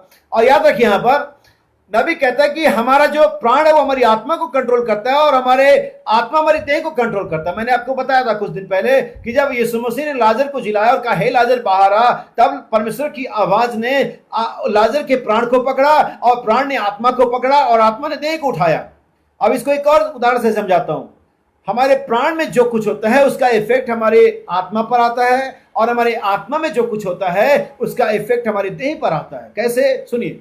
ठीक है, ओके, हम इसे रोक देंगे। और नबी कहता जब इजरायली लोग मिस्र से निकले और परमेश्वर उनको एक मुल्क के कनान में एक प्रतिज्ञा के देश में भेजने का वादा किया जहां दूध और मधु की धाराएं बहती हैं, और बाइबल बताती है कि जब वो निकल आए और रास्ते में लंबा समय बीता, उनके अंदर बहुत बेचैनी होने लगी और उनकी मेमोरी के अंदर में, उनके प्राण में एक डाउट था कि परमेश्वर जो हमें निकाल लाया है क्या हमें पहुंचा भी पाएगा। सबसे पहले जो चीज थी उनके प्राण में थी और वो क्या था, वो था डाउट, संदेह। और वही बार बार वो डाउट को लेकर के मूसा के पास जाते थे, तो हमें मरने के लिए आया है, यहाँ पर खाना कहाँ है, यहाँ पर पानी कहाँ है, हमारी स्त्रियां प्रेग्नेंट हैं, वगैरह वगैरह तमाम बातें। डाउट कहाँ था, प्राण के अंदर में। और जो प्राण था वो डाउटफुल था और इस प्राण के डाउट की वजह से उनकी आत्माओं में जो मेमोरी थी, क्योंकि हमारे जो सेंस है आत्मा के वो 5 सेंस है, हमारी मेमोरी है, हमारा कॉन्शंस है, हमारा रीजनिंग है, हमारा अफेक्शन है, ये हमारी आत्मा के सेंस है। और उस मेमोरी में उनको क्या याद आया, मिस्र के लहसुन प्याज। उस मेमोरी में उनको क्या याद आए, अरे बढ़िया था, ये तो जंगल में भटकने से अच्छा है, हमें मारे मारे फिर रहे हैं। अरे थोड़ी गुलामी तो थी, थोड़ा सा परेशानी तो था, लेकिन वहां पर लहसुन और प्याज और मीट और हंडियां मिल जा रही थी। मेमोरी याद रखिए, मैं क्या बता रहा हूं, आत्मा का कंट्रोल, प्राण का कंट्रोल आत्मा पर और आत्मा का कंट्रोल देह पर। और उनके प्राण में डाउट था और वो उनके आत्मा को कंट्रोल कर रहा था और इसीलिए उनके प्राण में मेमोरी थी। लेकिन ये मेमोरी क्या थी, ये मेमोरी गलत थी, ये याददाश्त गलत था। वो ये भी याद कर सकते थे, उनको ये भी याद करना चाहिए था कि मिस्र में वो गुलाम थे। उनको ये भी याद करना चाहिए था कि मिस्र में उनको जवानों को ईंट के भट्ठों में और खेतों में काम पे लगाया जाता था। उनकी मेमोरी में यह भी याद रहना चाहिए था कि उनकी जवान लड़कियों को कोई भी सिपाही पकड़ के ले जाता था। उनकी मेमोरी में यह भी याद रहना चाहिए था, उनके बूढ़े माँ बाप जब काम नहीं कर पाते थे तब उनको सोटे और तमाम चीजों से मारा जाता था, लेकिन ये उनकी मेमोरी में याद नहीं रहा। लेकिन उनकी मेमोरी में याद रहा मीट और लहसुन और प्याज। हालेलुया, आपके पास मेमोरी है। लेकिन अगर वहां पर 2 और जन थे जिनका नाम जोशुआ और कैलेब था, उनकी मेमोरी में याद था कि हम वहां गुलाम थे, लेकिन यहाँ जंगल में ही सही, थोड़ी परेशानी ही सही, लेकिन हम यहाँ आजाद हैं। आज इस दुनिया में, इस जगत में सकता हमारे पास बहुत अच्छी चीजें ना हो खाने पीने पहनने के लिए, और जहां दुनिया के पास बहुत बढ़िया इंतजाम हो खाने पीने पहनने के लिए, लेकिन कोई बात नहीं, उनके पास इटर्नल लाइफ नहीं। हुए आज हैं और कल नहीं होंगे, लेकिन हम आज भी हैं और हम कल भी होंगे। सो हमारी मेमोरी, यहोशू और कालेब की जो मेमोरी थी, उस प्राण के द्वारा जिस प्राण में विश्वास था नियंत्रित थी। और यही वजह थी कि उनकी प्राण में डाउट उनकी मेमोरी को गंदा कर रही थी, उनके आत्मा को गंदा कर रही थी, और उसी आत्मा के कंट्रोल उनकी देह बगावत कर रही थी और वे सब मारे गए। वही आज मेमोरी हमारे अंदर में। सो सवाल क्या है, हमारे प्राण हमारे आत्मा को कंट्रोल करता है और हमारी आत्मा हमारी देह को, और हमारा देह वो कार्य करती है जो प्राण में होता है। सो दूसरे शब्दों में हम इस बात को दिखा सकते हैं कि हम आत्मा के चलाए चलते हैं या नहीं, क्योंकि बाइबल रोमियो की पत्री में कहती है और परमेश्वर के बेटे और बेटियां वे ही हैं जो आत्मा के चलाए चलते हैं। अब आप कैसे बताएंगे, आप ये स्टेटमेंट नहीं दे सकते कि मैं आत्मा के चलाए चलता हूं।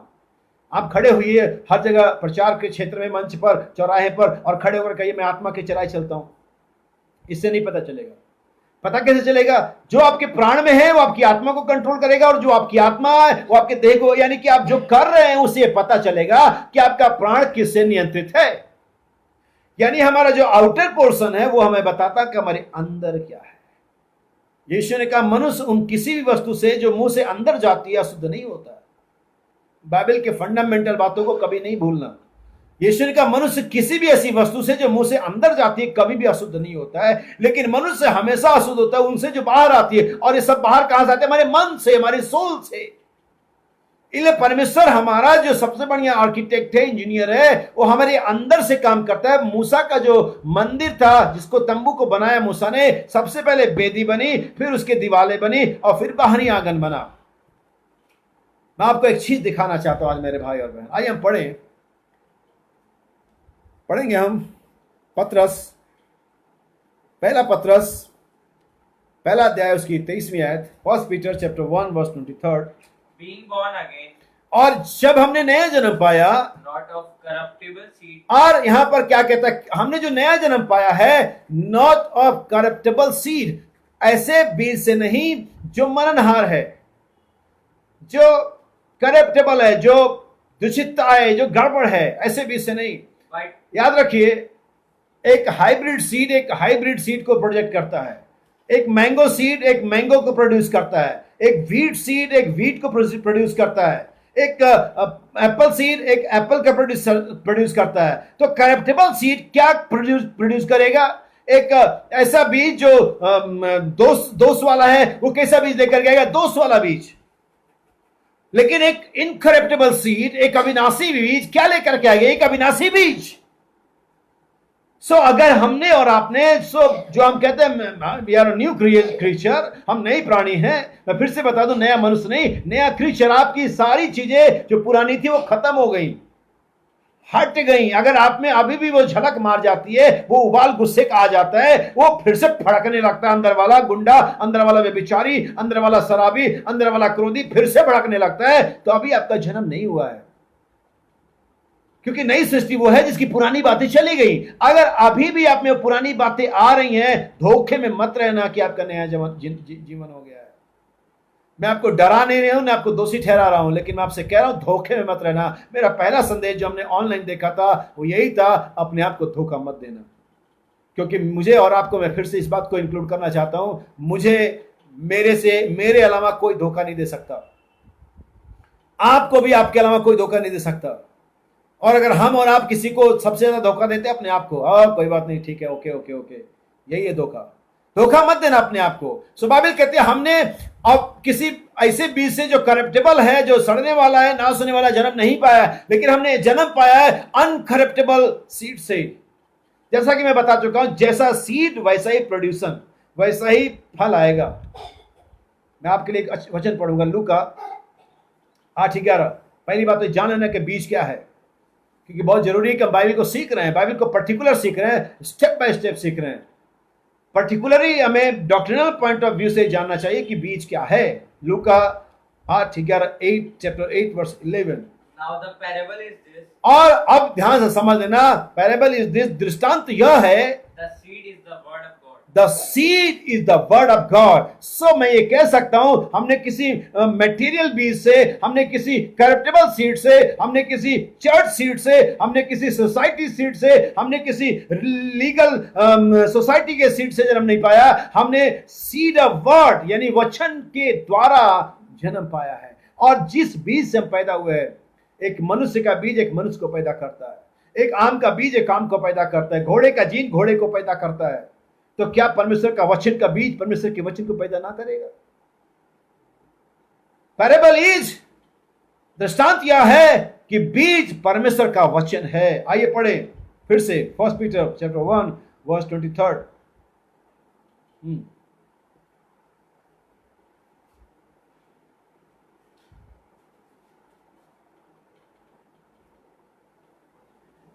Chapter 1 verse 23।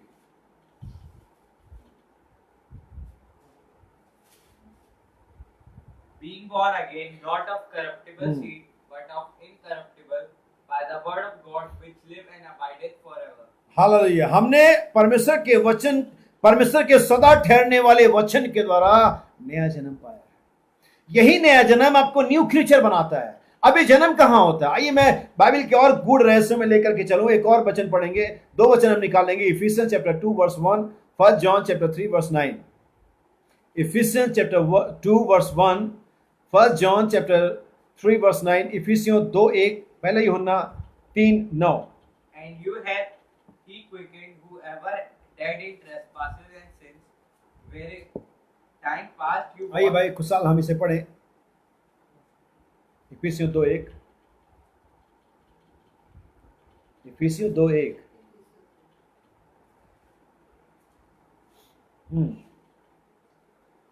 उसने तुम्हें भी जिलाया, उसने तुम्हें भी जिलाया। याद रखिए, जिलाया जाना, इसीलिए मैं बताता हूं मूसा का जो तंबू था वो पहले अंदर, फिर बाहरी आंगन और फिर आउटर कोर्ट।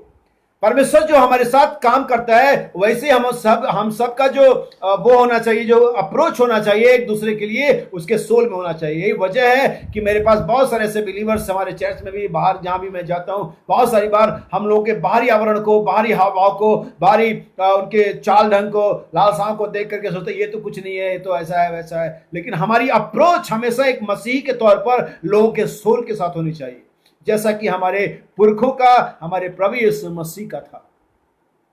आपको उसी पैटर्न पर एक मसीह के साथ ट्रीट करना चाहिए, व्यवहार करना चाहिए, जैसा कि हमारे प्रभु यीशु मसीह ने कहा। प्रभु यीशु मसीह का जो अप्रोच है, जो पहुंच है, जो कांटेक्ट है, वो सोल के साथ है, ना कि हमारी देह के साथ है। मैं नहीं कहता कि देह का मतलब नहीं है। अगर प्राण में, सोल में फेथ आ जाएगा, वो आत्मा को उठाएगा, और आत्मा में अगर सही मेमोरी आ जाएगी, सही अफेक्शन आ जाएगा, सही रीजनिंग आ जाएगी, सही कॉन्सेंस आ जाएगा, तो हमारी देह पर असर डालेगा। यह असंभव है कि कोई व्यक्ति प्राण करे, पाप करे और फिर भी विश्वास करे, फिर भी पाप करे। मैं आपके लिए एक आयत पढ़ूंगा, ऐसा क्यों है। यहेजकेल चैप्टर 18 वर्स 4। यहेजकेल 18 उसकी 4थी आयत।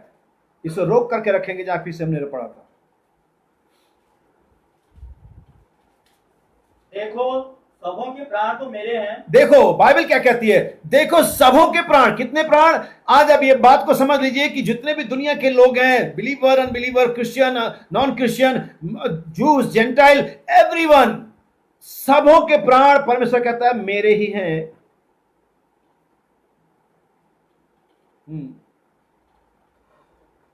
भाई अभी तो पढ़ा था। जैसे पिता का प्राण, पढ़े। देखो सबों के प्राण तो मेरे हैं। हाँ। जैसे पिता का प्राण वैसे ही पुत्र का भी जैसे प्राण है। पिता का प्राण वैसे पुत्र का प्राण, जैसे पास्टर का प्राण वैसे कलीसिया का प्राण, जैसे ज्यूस का प्राण वैसे जेंटाइल का प्राण, जैसे मसीही का प्राण वैसे गैर मसीही का प्राण, सबों का प्राण। जैसे कि यहेजकेल 14:19 में पढ़ा, और सिर्फ अपने प्राण को बचा पाएंगे। जैसे पिता का प्राण वैसे ही पुत्र का प्राण। अगर ऐसा है कि आपके पिता के प्राण में तो फेथ है और पुत्र के प्राण में फेथ नहीं है, आप भूल जाए उसके बारे में। परमेश्वर का डीलिंग आपके सोल के साथ है, आपकी फैमिली के साथ नहीं है, क्योंकि आपकी फैमिली के हर मेंबर के पास अपना एक सेल्फ सोल है। हर एक व्यक्ति अपने प्राण के विषय में चौकस रहे। आज हमारे टीनेजर, हमारे जवान भाई बहन, हमारे स्त्री पुरुष चौकस रहे अपने प्राण के विषय में, क्योंकि प्राण, परमेश्वर की डीलिंग, परमेश्वर का अप्रोच आपकी सोल के साथ है। इसलिए परमेश्वर अंदर से बाहर की तरफ काम करता है। और जब आप मसीहियों को देखें, चर्च के देखें जो बहुत ज्यादा लीगलिस्टिक है, कानूनी है, ये नहीं खाना चाहिए, वो नहीं पहनना चाहिए, वो तो ऐसा है, वो तो ऐसा है, आप बेकार का काम कर रहे हो। आप पेड़ के जड़ों पर पानी नहीं डाल रहे, आप पेड़ के पत्तों पर पानी डाल रहे हो। लेकिन अच्छा किसान, सही किसान, समझदार किसान पेड़ के पत्तों पर नहीं, पेड़ की जड़ों में पानी डालता है। कि कहती है, डाली तू जड़ को नहीं, लेकिन जड़ तुझे संभालती है। आपका देह आपके प्राण को नहीं संभालता है, लेकिन आपका प्राण आपकी देह को संभालता है। ले प्राण के विषय में सौकस रहो। सबों का प्राण तो मेरे ही हाथ में है। जैसे पिता का प्राण वैसे पुत्र का प्राण। आइए हम आगे बढ़े, पढ़े। देखो सबों के प्राण तो मेरे हैं। सबों के प्राण मेरे हैं। जैसा पिता का प्राण वैसा ही पुत्र का भी प्राण है। यस, दोनों मेरे हैं, दोनों मेरे हैं। इसलिए जो प्राणी पाप करेगा वो प्राणी नाश किया जाएगा। इसलिए मैं इस विषय पर हूं यहां पर। मैं बताना चाहता हूं मेरे भाई बहन, प्राण का जो कंट्रोल है आत्मा पर है, आत्मा का कंट्रोल देह पर है, और प्राण का जो कंट्रोल है वो परमेश्वर के हाथ में है। अब इस चेन को समझिए। कोरोना वायरस के चेन को तोड़िए, लेकिन इस चेन को समझिए। हमारे प्राण का कंट्रोल परमेश्वर के हाथ में है। हमारे प्राण का जो कंट्रोल परमेश्वर के हाथ में है, और हमारी आत्मा का कंट्रोल हमारी प्राण के हाथ में है, और हमारे देह का कंट्रोल हमारी आत्मा के हाथ में है। तो वही देह, वही आत्मा, वही प्राण सुरक्षित है। उन्हीं के देह, आत्मा, प्राण पूरे और ब्लेमलेस और सेंटिफाई हैं, जिनके प्राण परमेश्वर के हाथों में सुरक्षित है। जिनके प्राण, उनकी पत्नी, उनके कलीसिया, समाज, अभिलाषाओं के अंदर में, डाउट के अंदर में है, वो प्राण सुरक्षित नहीं है। लेकिन वो प्राण जो परमेश्वर के हाथ में। होने पाए कि आज परमेश्वर में हर एक व्यक्ति के प्राण को परमेश्वर कंट्रोल करे। मेरी बात को समझ लेना। आइए हम पढ़े इफिसियंस चैप्टर 2 वर्स 1, जैसे हमने पढ़ा था अभी। उसने तुम्हें भी जिलाया। तुम्हें भी जिलाया। कहां जिलाया? तुम्हारे सोल में जिलाया तुम्हें। अब सवाल यह आता है, तुम्हें जिलाया, सेंसिबल चीज को समझना। एक सेंस है यहां पर, जिलाया। हम मरे हुए नहीं थे, लेकिन यकीनन बाइबल कहती है हम मरे हुए थे। मैं आपको लिए आयत पढ़ूंगा, यह आयत आपको मिलेगी गलतियों 2:20। उसने तुम्हें भी जिलाया। बाइबल क्या कहती है? हम सब अपने पापों में मरे हुए थे। कहां मरे हुए थे? पापों में। पाप कहां था? सोल के अंदर में। अविश्वास कहां था? सोल के अंदर में।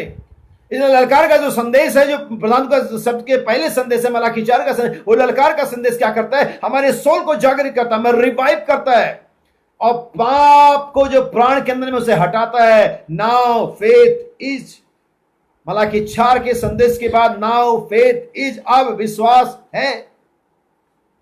कहां? सोल के अंदर में जिलाया गया हमें। कहां? हमारी देह में नहीं, हम ऑलरेडी जीवित थे। इसीलिए इसके अपोजिट में अगर जाकर के देखेंगे तो जो लोग देह में जीवित है वे जीवित नहीं है, क्योंकि बाइबल साफ कहती है हम सब अपने पापों में मरे हुए थे।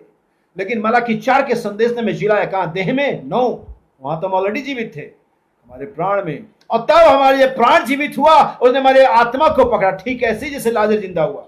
लाजर का जिंदा होना, लाजर का पुनरुत्थान फिजिकल रिजरेक्शन था, लेकिन हमारा जो पुनरुत्थान हुआ वो आत्मिक था।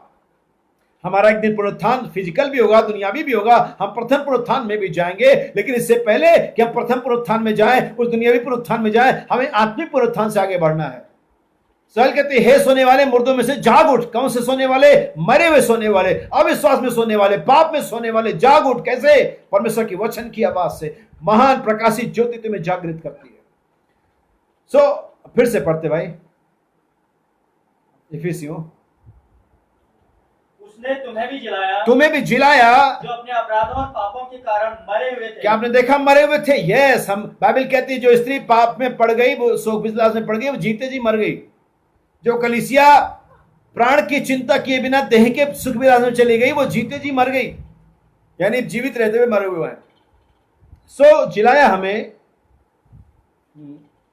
उसने तुम्हें भी जिलाया जो अपने अपराधों और पापों के कारण मरे हुए थे, जिनमें तुम पहले संसार में। हम एक और आयत पढ़े, क्योंकि अगर हमारा प्राण जिला उठाया गया है, अगर आज यहाँ पर कोई भी मसीही जो अपने आप को जिला उठाने का दावा करता है और वो ये सोचता है, और मैं ये कहना चाहूंगा कि शायद उसने अगर ये भ्रम पाल रखा है, वो जिला उठाया गया है।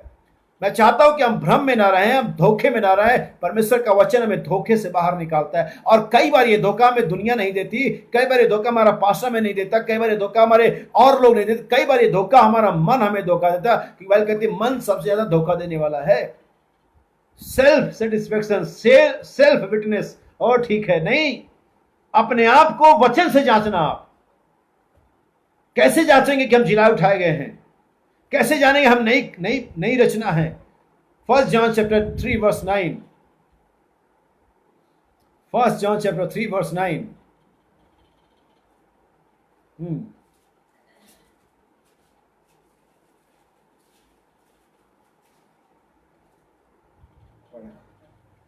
Whosoever is born of God, और वह जो भी परमेश्वर से जन्मा है, born of God। कौन है परमेश्वर? आदि में वचन था, वचन परमेश्वर के साथ था, वचन परमेश्वर था। यही इसके लिए 1 पीटर चैप्टर 1 वर्स 23 में लिखा हुआ है, तुमने नासमान बीज से नहीं वरन परमेश्वर के सदा ठहरने वाले वचन से जन्म पाया है। हमने देखा, दृष्टांत किया है कि बीज परमेश्वर का वचन है। Whosoever, वह जो परमेश्वर से जन्मा। कौन है परमेश्वर? वचन। चीजों को दिमाग में सेट कर लो।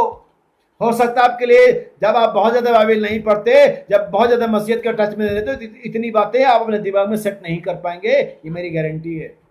आपका दिमाग पजल होने लगा होगा, लेकिन मेरा दिमाग जब इन बातों को जितना ज्यादा आता है और खुलता जाता है, चीजें सुधरती चली जाती है। यही है जहां पर दुनियावी दिमाग, दुनियावी मस्तिष्क जहां तक पहुंच नहीं सकता, सिर्फ परमेश्वर ही वहां पर पहुंच सकता है। बाइबल कुरिन्थियों की पत्री में कहती है, मनुष्य में से मनुष्य की बातें कौन जानता है? मनुष्य की आत्मा। वैसे परमेश्वर में से परमेश्वर की बातें कौन जानता है? परमेश्वर की आत्मा। अगर आपके पास परमेश्वर की आत्मा है, आप इन बातों को, इन आयतों को समझ पाएंगे, इसको कंप्लीट कर पाएंगे। यह आपके लिए उलझी हुई पहेली नहीं रहेगी, यह आपके लिए विस्तृत मार्ग रहेगा। वह जो परमेश्वर से जन्मा है, यानी कि वचन से जन्मा है, whosoever born from God, फिर से पढ़ते हैं, Whosoever is born of God do not commit sin, वो पाप कर ही नहीं सकता। for his seed क्यों पाप कर नहीं सकता? क्यों पाप नहीं कर सकता वो? सुनिए, for his seed remain in him, और क्योंकि उसका जिससे वो जन्मा है वो बीज उसमें बना रहता। अगर मैं मेरी संतान को जन्म देता हूं तो मेरा बीज उसमें बना रहेगा, वो एक और संतान को जन्म दे सकता है। अगर आप संतान को जन्म देते हैं तो आपका बीज उस संतान के अंदर में आगे बढ़ जाता है और वो संतान एक और संतान को जन्म दे सकता है। और अगर वो संतान किसी संतान को पैदा करता है, वो संतान में उसका बीज आगे जाता है और वो एक और संतान पैदा कर सकता है। इसे नबी कहता है, one son of God reproduce more sons of God, more sons of God reproduce more sons of God. यह हमेशा ही परमेश्वर के पुत्र को पैदा करेगा, क्योंकि हमेशा ही परमेश्वर का वचन है। उत्पत्ति में परमेश्वर ने एक बार आम का पेड़ लगाया और आज तक दोबारा कभी नहीं लगाया उसने। क्यों नहीं लगाया उसने? क्योंकि उस एक आम के बीज में जो उसने उत्पत्ति में लगा दिया, उसमें और आम के बीज डाल दिए। बीज रिप्रोड्यूस इटसेल्फ मोर सीड्स। जो सीड है अपने आप में और सीड पैदा करता है। मैंगो सीड रिप्रोड्यूस मोर मैंगो सीड। आमीन। आम का बीज और आम का बीज पैदा करता है। आपको कुछ नहीं करना है, उसके अंदर में प्रोडक्शन का या प्रोडक्शन का लॉ है।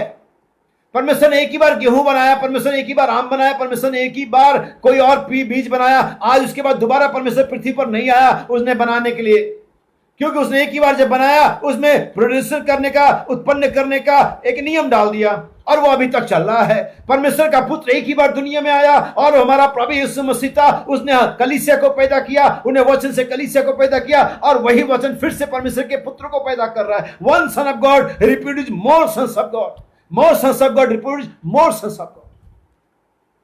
परमेश्वर से जो जन्मा है वो पाप कर ही नहीं सकता, क्योंकि उसका बीज उसमें बना रहता है। मैं आपको साइंटिफिकली बताऊं, जैसा कि अभी कोरोना वायरस का वैक्सीन ढूंढा जा रहा है, कुछ जगह पर वैक्सीन तैयार कर लिया, ह्यूमन ट्रायल पे लगाया गया है। ये वैक्सीन क्या करता है? कोई भी वैक्सीन क्या करता है? वो वैक्सीन आपके अंदर में डाला जाता है, चाहे वो पहले टीबी का वैक्सीन आया हो, चाहे वो मीजल्स का वैक्सीन आया हो, चाहे हेपेटाइटिस का वैक्सीन आया हो। ये सारे वैक्सीन आपको इस बीमारी होने पर नहीं लगाए जाते हैं। याद रखिए मेरे भाई बहन, कोई वैक्सीन बीमारी होने पर इलाज नहीं है, बीमारी होने से पहले प्रोटेक्शन है। कोई वैक्सीन ऐसा नहीं बना कि पोलियो हो गया हो फिर लगाएगा और पोलियो ठीक हो गया हो। लेकिन वैक्सीन लगाया जाता है एक साधारण व्यक्ति को, एक नॉर्मल व्यक्ति को, ताकि पोलियो ना हो। मीजल्स के, हेपेटाइटिस के, खसरे के, टीबी के वैक्सीन पहले लगाए जाते हैं ताकि वो ना हो। परमेश्वर ने ये पाप आने के बाद हमारे अंदर वचन नहीं डाला है। परमेश्वर ने पाप आने से पहले ही, हमारे जगत में पैदा होने से पहले ही, इन द बिगिनिंग, इससे पहले कि जगत उत्पत्ति होता, बिफोर द बिगिनिंग, परमेश्वर ने बीज हमारे अंदर में डाला है ताकि जब हम जगत में आए, जब पाप हम पर हमला करे, जब विचार हमला करे, तो बीज जो एंटीबायोटिक है, जो वैक्सीन है, वो लड़ता है उससे। और ये कोरोना वायरस का वैक्सीन जो बना रहा है ऐसे ही होगा। ये उसे आपके अंदर में इंजेक्ट कर देंगे। जब कभी कोरोना वायरस आप पर अटैक करेगा, आपके अंदर पहले से जीवाणु होंगे, पहले से वैक्सीन होगा, पहले से प्रतिरोधक क्षमता होगी जो उस आने वाले वायरस से लड़ेगी। हमारा नबी कहता है हमारे अंदर में नींव का पत्थर जगत की उत्पत्ति से पहले डाला गया है। Don't fear corona virus. आप कोरोना वायरस से ना डरें, क्योंकि आपके अंदर में हर बीमारी पर जय पाने का वैक्सीन है। आप पाप से भी न डरें, क्योंकि आपके अंदर में हर एक पाप पर जय पाने वाला वैक्सीन है, और उस वैक्सीन का नाम द वर्ड ऑफ गॉड है। वो जो परमेश्वर जन्मा पाप कर ही नहीं सकता, क्योंकि परमेश्वर का वचन उसमें बना रहता है। अगर किसी के अंदर में वैक्सीन बना रहेगा, हर बीमारी इलाज है। क्या आप समझ पाए? इसलिए परमेश्वर प्राण के साथ डील करता है। वो जो परमेश्वर जन्मा पाप कर ही नहीं सकता। आइए हम आगे बढ़ें। और मैंने आपको बताया कि मूसा का जो तंबू बना था, सबसे पहले वेदी, फिर उसका चार दीवारी, फिर बाहरी आंगन, फिर आउटर कोर्ट बना था। जो चीज मैं आपको बताने वाला हूं, मैं यकीन करता हूं शायद आपने पहले ना सुना हो। आइए पढ़े बुक ऑफ एक्सोडस चैप्टर 26, निर्गमन की किताब, उसका 26 अध्याय पहली आयत उसे पढ़ेंगे। Moreover, thou shalt make the tabernacle with 10 curtains of fine twined linen and याद रखिए, परमेश्वर ने जो तंबू बनाया था मूसा ने, याद रखिए इस चीज को, परमेश्वर ने मूसा से कहा था जो नमूना तूने स्वर्ग में देखा है उसी के अनुसार बनाना। कुछ भी उसमें इंटरफेयर मत करना, कुछ भी काट छांट नहीं करना, कुछ भी अपना माइंड मत यूज करना। तुझे हो सकता है कि बनाने के टाइम लगे कि यहां पर ये गलत हो रहा है, ये दरवाजा यहां होना चाहिए था, ये खिड़की यहां होनी चाहिए थी, ये पर्दा इतना लंबा या ऐसा होना चाहिए था। कुछ नहीं करना। तुझे अगर लग रहा है गलत हो रहा है, वैसे ही करने से परमेश्वर का वचन कहता है। और यही है जहां पर बहुत सारे बार हम बिलीवर्स चूक करते हैं अपने बहुत सारे कामों में, बहुत सारे व्यवहार में। हम जब उसे बाइबल जैसा कहती है वैसा करने के बजाय अपना दिमाग लगाते, नहीं ऐसे वो बुरा मान जाएगा, ऐसे ये हो जाएगा, ऐसे वो हो जाएगा, ऐसे नहीं, ऐसे करते हैं। याद रखिए, बाइबल जैसा कहती है वैसा ही करिए। इसीलिए मैं पाप को चर्च में बात करता हूं और मैं बोलता हूं ये गड़बड़ी हो रही है। लोग कहते हैं इसे अकेले में करना चाहिए। बाइबल कहती है पाप को सबके सामने जता दे कि और भी लोग डरें। इसका सीधा सा सोल्यूशन ये कि हम करते ही क्यों ऐसा, अगर इसे नहीं करना है। परमेश्वर ने कहा जैसा तूने स्वर्ग में देखा वैसे ही बनाना। तो इसका मतलब यहां पर यह है कि इससे पहले कि मूसा इसे बनाता पृथ्वी पर, यह स्वर्ग में था। तो मूसा क्या बना रहा था? Just xerox, just to copy, just duplicate. Original कहीं और था। लेकिन आइए इस डुप्लीकेट को देखें। जब डुप्लीकेट समझ जाएंगे हम ओरिजिनल समझ जाएंगे। Exodus chapter 26 verse 1 2 3 4। और यहां पर परमेश्वर का वचन कहता है मंदिर के जो पर्दों को कैसे बनाना है उसको सुनना है आपको। अब आप कहेंगे पर्दे से क्या मतलब है? हमारा देह पर्दा है। यीशु मसीह शरीर अर्थात पर्दे में से होकर क्या है? उस परम पवित्र स्थान को, उस महायाजक, उस वाचक के संदूक को, उस glory of the most high को, परम प्रधान के तेज को क्या ढकता था? पर्दा, जो जानवरों के चमड़ों का होता था। और आज भी अगर संसार को परमेश्वर को संसार की दृष्टि से कोई छुपाए हुए है, वो मेरा और आपका देह है जिसमें परमेश्वर ने पर्दा किया हुआ। मेरे भाई और बहन, काश कि आप इन बातों को समझे। परमेश्वर आपको समझ और बुद्धि की आत्मा प्रदान करे। आज परमेश्वर है, ये नहीं कहता कि नहीं है, वो है, लेकिन हाइट है। परमेश्वर अपने आप को सादगी में प्रकट करता है और उसी में छिपाता है। आप वो सिंपल लोग हैं, आप वो सिंपल लोग हैं जो दुनिया के लिए पैराडॉक्स हैं। परमेश्वर हम में आज पर्दा किए हुए है। हालेलुया। परमेश्वर हमेशा पर्दे में रहता है। कल वो पर्दा कैसा था, आज वो पर्दा कैसा होगा, कभी भी चेंज नहीं होगा। कल वो जानवरों के चमड़े का पर्दा था, आज वो हमारी ह्यूमन स्किन है।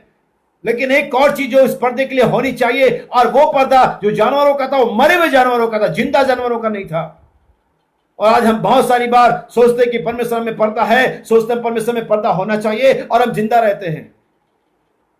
मैं आपको बाइबल की याद देता हूं। पौलुस कहता है मैं मर गया, मसीह मुझ में जीवित है। जब तक कोई मनुष्य मरता नहीं तब तक वो परमेश्वर के लिए पर्दा नहीं बन सकता है। तब तक परमेश्वर अपने आप को उसमें छिपा नहीं सकता है। इसके लिए कि परमेश्वर आपके लिए पर्दा बने, आपको मरना जरूरी है। हालेलुया। आइए हम पर्दे के बारे में देखें। कुछ महत्वपूर्ण चीजें हैं, पढ़े। Moreover, thou shalt make the tabernacle with 10 curtains और 10 पर्दे होने चाहिए थे इसमें, of fine twined linen and blue and purple and scarlet with बस करें। यहां पर पर्दे होने चाहिए 10, और आगे जब पढ़ेंगे तो इनके 5-5 के 2 हिस्से होने चाहिए, और 5-5 जोत भी होंगे, एक दूसरे से मिले होंगे। लेकिन जो पॉइंट है जिस पर मैं आज सुबह में बात कर रहा हूं वो है इन पर्दों के 3 रंगों के बारे में। यही 3 रंग थे जो परमेश्वर के इस मंदिर के पर्दे में इस्तेमाल किए गए थे। यही वो 3 रंग हैं जिनको परमेश्वर के मंदिर के पर्दे में इस्तेमाल किए थे। और वो था बैंगनी और नीला, और हिंदी में लाल लिखा है लेकिन एक्चुअली लाल नहीं है ये। अगर आप इसके केमिकल बायोलॉजी में जाएंगे, उसमें जाएंगे तो बैंगनी और नीले को जब मिलाएंगे तब ये स्कारलेट जैसा जो भी कलर लिखा हुआ इंग्लिश बाइबल के अंदर में, वो कलर तब आपको मिलता है। ये लाल नहीं, लाल जैसा होता है, क्योंकि यहां पर रेड नहीं लिखा हुआ इंग्लिश बाइबल के अंदर में, जैसा कि हिंदी में लिखा हुआ है। हिंदी के हल्के में लाल लिखा हुआ, शायद, क्या ठीक बात है ये? लेकिन ये लाल नहीं है। इंग्लिश में पढ़ते हैं, इस बार फिर से एक बार लाउड वॉइस में।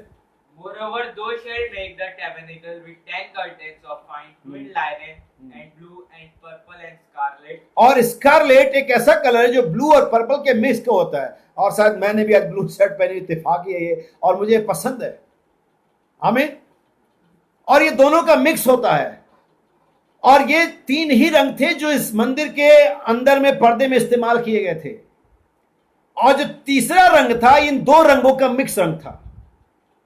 अब मैं आपसे कहना चाहता हूं कि जैसा कि मैंने पढ़ा बाइबल के अंदर में, हम एक नई प्राणी है। ये नहीं कह रहा कि मनुष्य नहीं है, ये नहीं कह रहे परमेश्वर नहीं है। हम मनुष्य और परमेश्वर के बीच का एक कड़ी है।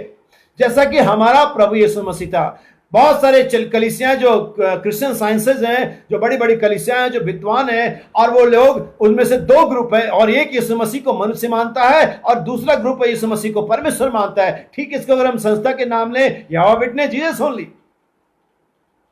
एक ग्रुप कहता है यीशु मसीह परमेश्वर था, दूसरा ग्रुप कहता है यीशु मसीह मनुष्य था। लेकिन यहां पर एक और ग्रुप है, मैं और आप, हम दोनों कहते हैं यीशु मसीह दोनों ही था। मनुष्य और परमेश्वर के बीच का स्कारलेट, वो तीसरा रंग था, वो तीसरा पद्धति था जिसमें से यीशु मसीह आया। हालेलुया। और मैं और आप ठीक उसी रेस में हैं, उसी क्रम से हम इम्मानुएल के रेस से हैं, हम इम्मानुएल के गोत्र से हैं। हालेलुया। आप कहेंगे भाई अलग समझाओ, मैं वही कोशिश कर रहा हूं। आत्मा, प्राण और देह, तीन रंग, नीला, बैजनी और स्कारलेट, लाल सा। जैसा कि 4 मोहरों में जो चौथा घोड़ा है वो पीला घोड़ा नहीं है, लिखा पीला साई, pale horse, not red, yellow horse नहीं है। वो पहला रेड, व्हाइट है, रेड और ब्लैक है। लेकिन चौथा वाला क्या है? पीला नहीं, पीला नहीं, पीला जैसा। यहां पर लाल नहीं है, लाल जैसा है। मैं आपको चाहता हूं, जो बच्चे पढ़ाई लिखाई करते हैं, इनके पास केमिकल है, कलर है, आप मीटिंग के बाद आप पर्पल और ब्लू कलर को मिला करके देखना, जो कलर आएगा यही वो कलर है। अब याद रखिए, बाइबल बताती है इस बात को। मैं आपको चाहता हूं कि आप क्लियर हो जाए इस बात में। हमारा यीशु मसीह, हम पढ़ेंगे इब्रानियों की पत्री 10वां अध्याय,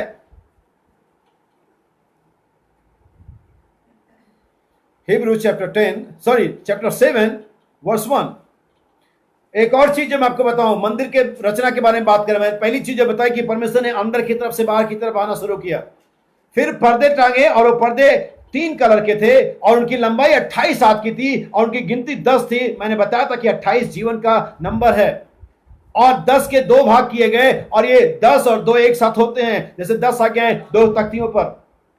हमें इन चीजों को अपने दिमाग में रखिए। इसलिए मैंने कहा बाइबल का जो नंबर्स है, जो मैथमेटिक्स है, वो हमें समझना चाहिए।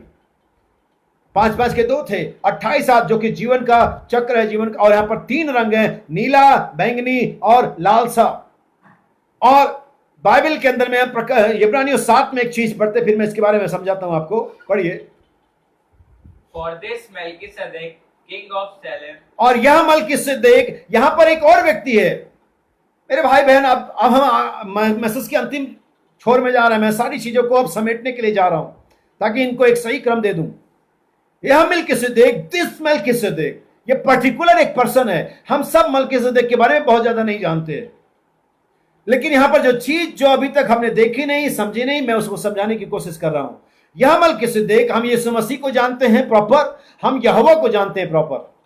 यहोवा कौन है, कहां से आया, कैसा उसका ओरिजिन है, हम यीशु मसीह को जानते हैं। लेकिन यह मलकीसेदेक, हम इसके बारे में बहुत ज्यादा नहीं जानते हैं। आज भी संस्थाओं में, आज भी बहुत सारे मसीही लोग यह मलकीसेदेक कौन है नहीं जानते। इसका नबी ने प्रचार करना पड़ा, हु इज दिस मलकीसेदेक। ये मलकीसेदेक उस लाल, उस बैंगनी और नीले कपड़ों का कॉम्बिनेशन है। हालेलुया। ये यीशु मसीह, यह मलकीसेदेक परमेश्वर और मनुष्य के बीच का एक जामीन, एक मिचवई, एक मीडिएटर थे। यह मलकीसेदेक, सुनिए ध्यान से। for this Melchizedek, king of Salem, king, पहला चीज है किंग ऑफ सालेम, क्या है? राजा है ये। और priest of the most high God, priest of the most high God. या बस करे, ये 2 चीजों को समझना है। यह मलकीसेदेक राजा है और याजक है। पुराने नियम के अंदर में राजा याजक नहीं होता था, राजाओं का गोत्र अलग होता था, लेवियों का गोत्र अलग होता था। यही वजह कि बहुत सारे लोग कंफ्यूज हैं और सवाल पूछने पर जवाब नहीं दे पाते लोगों का कि यीशु मसीह याजक कैसे बन गया। भाई, यीशु मसीह में महायाजक कैसे बन गया? क्योंकि महायाजक तो लेवी के गोत्र के होते हैं। और बाइबल साफ कहती है यीशु मसीह यहूदा के गोत्र का था। बाइबल कितनी साफ, ऐसे तो साफ और क्या होगी। यह मलकीसेदेक राजा भी था और याजक भी था। यह लाल सा रंग जो बैंगनी और नीले से मिलकर के बनता है, यह यीशु मसीह है। यह दुल्हन मनुष्य और परमेश्वर दोनों से मिलकर के बनती है। हमारी देह में परमेश्वर हमारे साथ एका कर रहा है, परमेश्वर हमारे साथ रिकॉन्सिलिएशन कर रहा है। परमेश्वर का डेरा मनुष्य के बीच में, यही वो प्रगटीकरण है। यह तीसरे रंग का पर्दा है। हालेलुया। क्या आप समझ पा रहे हैं? यह मलकीसेदेक कौन है? राजा और याजक। यीशु मसीह याजक होने के लिए हमें मलकीसेदेक के रीति पर आया। यीशु मसीह राजा होने के लिए यहूदा के गोत्र के ऊपर रीति से आया। और दोनों को एक करके एक नई पद्धति, एक नई जनरेशन दी, एक नया रेस दिया, Emmanuel race, royal seed race, जो हम और आप हैं, परमेश्वर के बेटे और बेटियां। ये डिफरेंट काइंड ऑफ रेस है। आदम में ये रेस नहीं थी। पाप से पहले आदम इस रेस का एकमात्र अकेला था, लेकिन जब पाप आ गया, आदम वो रेस से पैदाइश बंद हो गई। उस रेस से पैदाइश कभी हुई नहीं। आदम का ओरिजिनल रेस कभी आगे बढ़ा ही नहीं। लेकिन यीशु मसीह ने आकर के उस रेस को, उस पद्धति को फिर से चालू किया। और उसमें बच्चे कैसे पैदा होते हैं? By the spoken word. इसलिए पत्रस 1:23 कहता है, तुमने विनाशी नासमान बीज से नहीं, कि परमेश्वर के सदा ठहरने वाले बीज से जन्म पाया है। ये वो रेस है, ये वो गोत्र है, ये वो मूल मनुष्य है जो आ रहा है। सुनिए ध्यान से, मैं आपके लिए चीजों को साफ करता हूं। तंबू के 3 रंगों में इस्तेमाल क्या हम 26 के देखते हैं, बैजनी, नीला, और दोनों का जो कॉम्बिनेशन है वो लाल सा है। हम देखते हैं लेवी याजक के लिए होते थे, यहूदा का गोत्र राजा के लिए होता था। आइए मैं आपको एक चीज दिखाता हूं जो इन बातों को और प्रगाढ़ कर देगी। मेरे पास समय नहीं कि मैं रेफरेंस पढ़ूं। आप सभी जानते हैं, जब यीशु मसीह रूपांतर के पर्वत पर चढ़ गया और उसका चेहरा बदल गया, उसके वस्त्र सूर्य की तरह उज्जवल हो गए, तब उसके साथ 2 व्यक्ति दिखाई दिए, मूसा और एलिया। मूसा और एलिया। आप कहेंगे भाई इसका क्या मतलब है? ठीक है, मैं मतलब समझाने के लिए बैठा हूं। एलिया, मूसा के बारे में हम जानते हैं। मूसा के बारे में हम जानते हैं कि मूसा कहां आया, किसका बेटा था, कहां पैदा हुआ, मम्मी कौन थी, पापा कौन था। निर्गमन 6 में पढ़ेंगे तो उसके मां बाप का नाम पता चल जाता है। गोत्र हमें पता है लेवी के घराने का था, पहले अध्याय में लिखा हुआ है हमें। लेकिन क्या आप एलिया के बारे में जानते हो कहां से आया? हाँ, लेकिन थोड़ा सा जानते हैं। तिस्बी एलिया, ये तो कोई जानकारी नहीं हुई।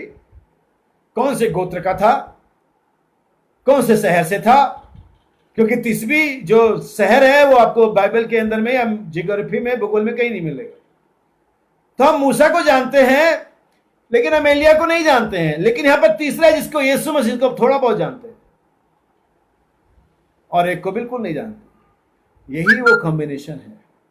आज हमारी और आपका जो कॉम्बिनेशन है यही है। सुनिए, इन 3 रंगों को यहां पर बनाया गया। मूसा का पता है, एलिया का नहीं है, यीशु का थोड़ा थोड़ा है। और यहां पर यही 3 रंगे। इब्रानियों 7:1 में कहता है, और यीशु मसीह ना लेवी गोत्र से था और ना यहूदा से। अगर हम देखें तो दोनों को मिला करके एक ऐसा महायाजक बनता है जो लेवी से भी आया और यहूदा से भी। नबी कहता है, इसी चीज को और समझाता है। मैं इन आयतों को पढ़ूंगा आपके लिए, आखिरी आयतें हैं जो हम पढ़ेंगे, और ये आपको मिलेगा गलतियों 2:20, इफिसियों 3:17 और कुलसियों 1:27। बस ये फाइनल रेफरेंसेस को हम पढ़ेंगे। I am crucified with Christ. I am crucified with Christ. Never. अब ये रंग जब उस रंग में डिसॉल्व होगा, ये देह, ये शरीर, ये चेतनाएं जब यीशु मसीह की आत्मा में मरती हैं जाकर के या खत्म होती हैं, तब क्या होता है? मैं मसीह के साथ क्रूस पे चढ़ाया गया। I am crucified with Christ. Nevertheless I live. Yet not I, but Christ live in me. अब मसीह मुझ में जीवित है। वो नया नेचर, वो नया क्रीचर, वो नया स्वभाव में जीवित है। आइए फिर से 3:17 भी पढ़ ले।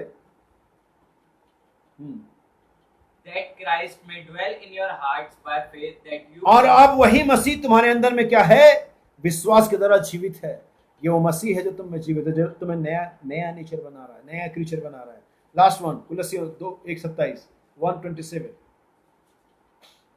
To whom God would make known what is the riches of the glory of the mystery among the Gentiles, which is Christ in you, the hope of glory. अब ये जानने के लिए परमेश्वर ने हमें अनुग्रह दिया कि हम उस महिमा के मूल्य को जाने, जो यह है कि मसीह तुम में है, और ये मसीह ही नया मनुष्य है।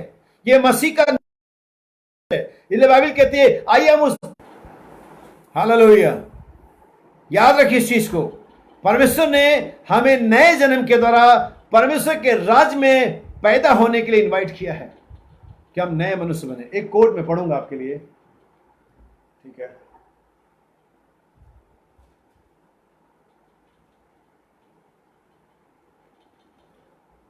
हाँ ठीक है, वर्ड नीचे से ऊपर की तरफ पढ़ेंगे।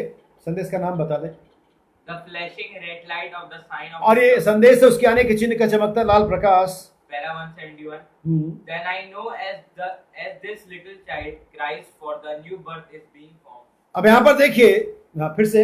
Then I know as this little child. और जैसा कि ये छोटा सा बच्चा है, for the new birth is being formed. और जब ये पैदा होने के लिए आता है when all other life breaks away, तो सारा जीवन पीछे रह जाता है, all mortal life and everything is gone, हर एक चीज चली जाती है, then it will take something to shock me, और ये कुछ ऐसा जो मुझे चौंकाता है, and it takes death. और वहां पर उसे पा लेता है, Death gives you the shock और मृत्यु आपको एक झटका देती है when it strikes you, जब वो आपसे टकराती है, but it only bonds you again in a new kingdom. लेकिन ये सिर्फ एक ऐसा है कि आपको नए राज्य में पैदा कर देती है, Over on the other side where there is no sickness, और एक ऐसे राज्य में लेके जाती है जहां पर कोई बीमारी नहीं होगी, sorrow, कोई दुख नहीं होगा, no old age, कोई पुराना जीवन या उम्र दराजी नहीं होगी, or nothing. और कुछ भी नहीं। God help us. परमेश्वर हमारी सहायता करे। उस नए जीवन में ऐसा कुछ नहीं होगा, लेकिन यहाँ हम हर पल मर रहे होते, हर पल हमारी कोशिकाएं टूट रही होती, हर पल हम एक मुसीबत का सामना करते हैं, लेकिन आप उस मूल मनुष्य के स्वभाव में आ जाते हैं जो कि परमेश्वर के स्वरूप में है, जो कोई और नहीं, परमेश्वर का पुत्र यीशु मसीह अर्थात परमेश्वर का वचन है। आमीन।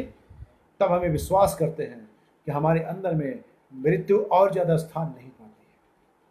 परमेश्वर आप लोगों को आशीषित करे। अगर हो सका तो हम इसके बारे में फिर कभी बात और करेंगे। आइए हम प्रार्थना करें। स्वर्गीय पिता, प्रभु यीशु मसीह के नाम में इस समय को, अपने आप को तेरे हाथों में देते प्रभु, और चाहते खुदावन तो प्रत्येक को जिन्होंने इसे सुना उसे आशीष पिता होने पाए खुदावन कि तेरे पवित्र वचन की सही समझ प्रत्येक के हृदय में, प्राण में तेरे पवित्र आत्मा की ओर से समझाई जाए। पिता, मैं फिर से अपने परिवार को, सभी लोगों को, विशेष बहन नम्रता को, उसके आत्मा प्राणदेह को और उस नए जीवन को उसके घर में तेरे हाथों में देते हुए, और ये विश्वास करते खुदावन कि जो कुछ भी आपके हाथ में है सुरक्षित है। ये प्रार्थना प्रभु यीशु मसीह के नाम में मांगते हैं, आमीन। प्रभु आप सभी को आशीष दे। God bless you.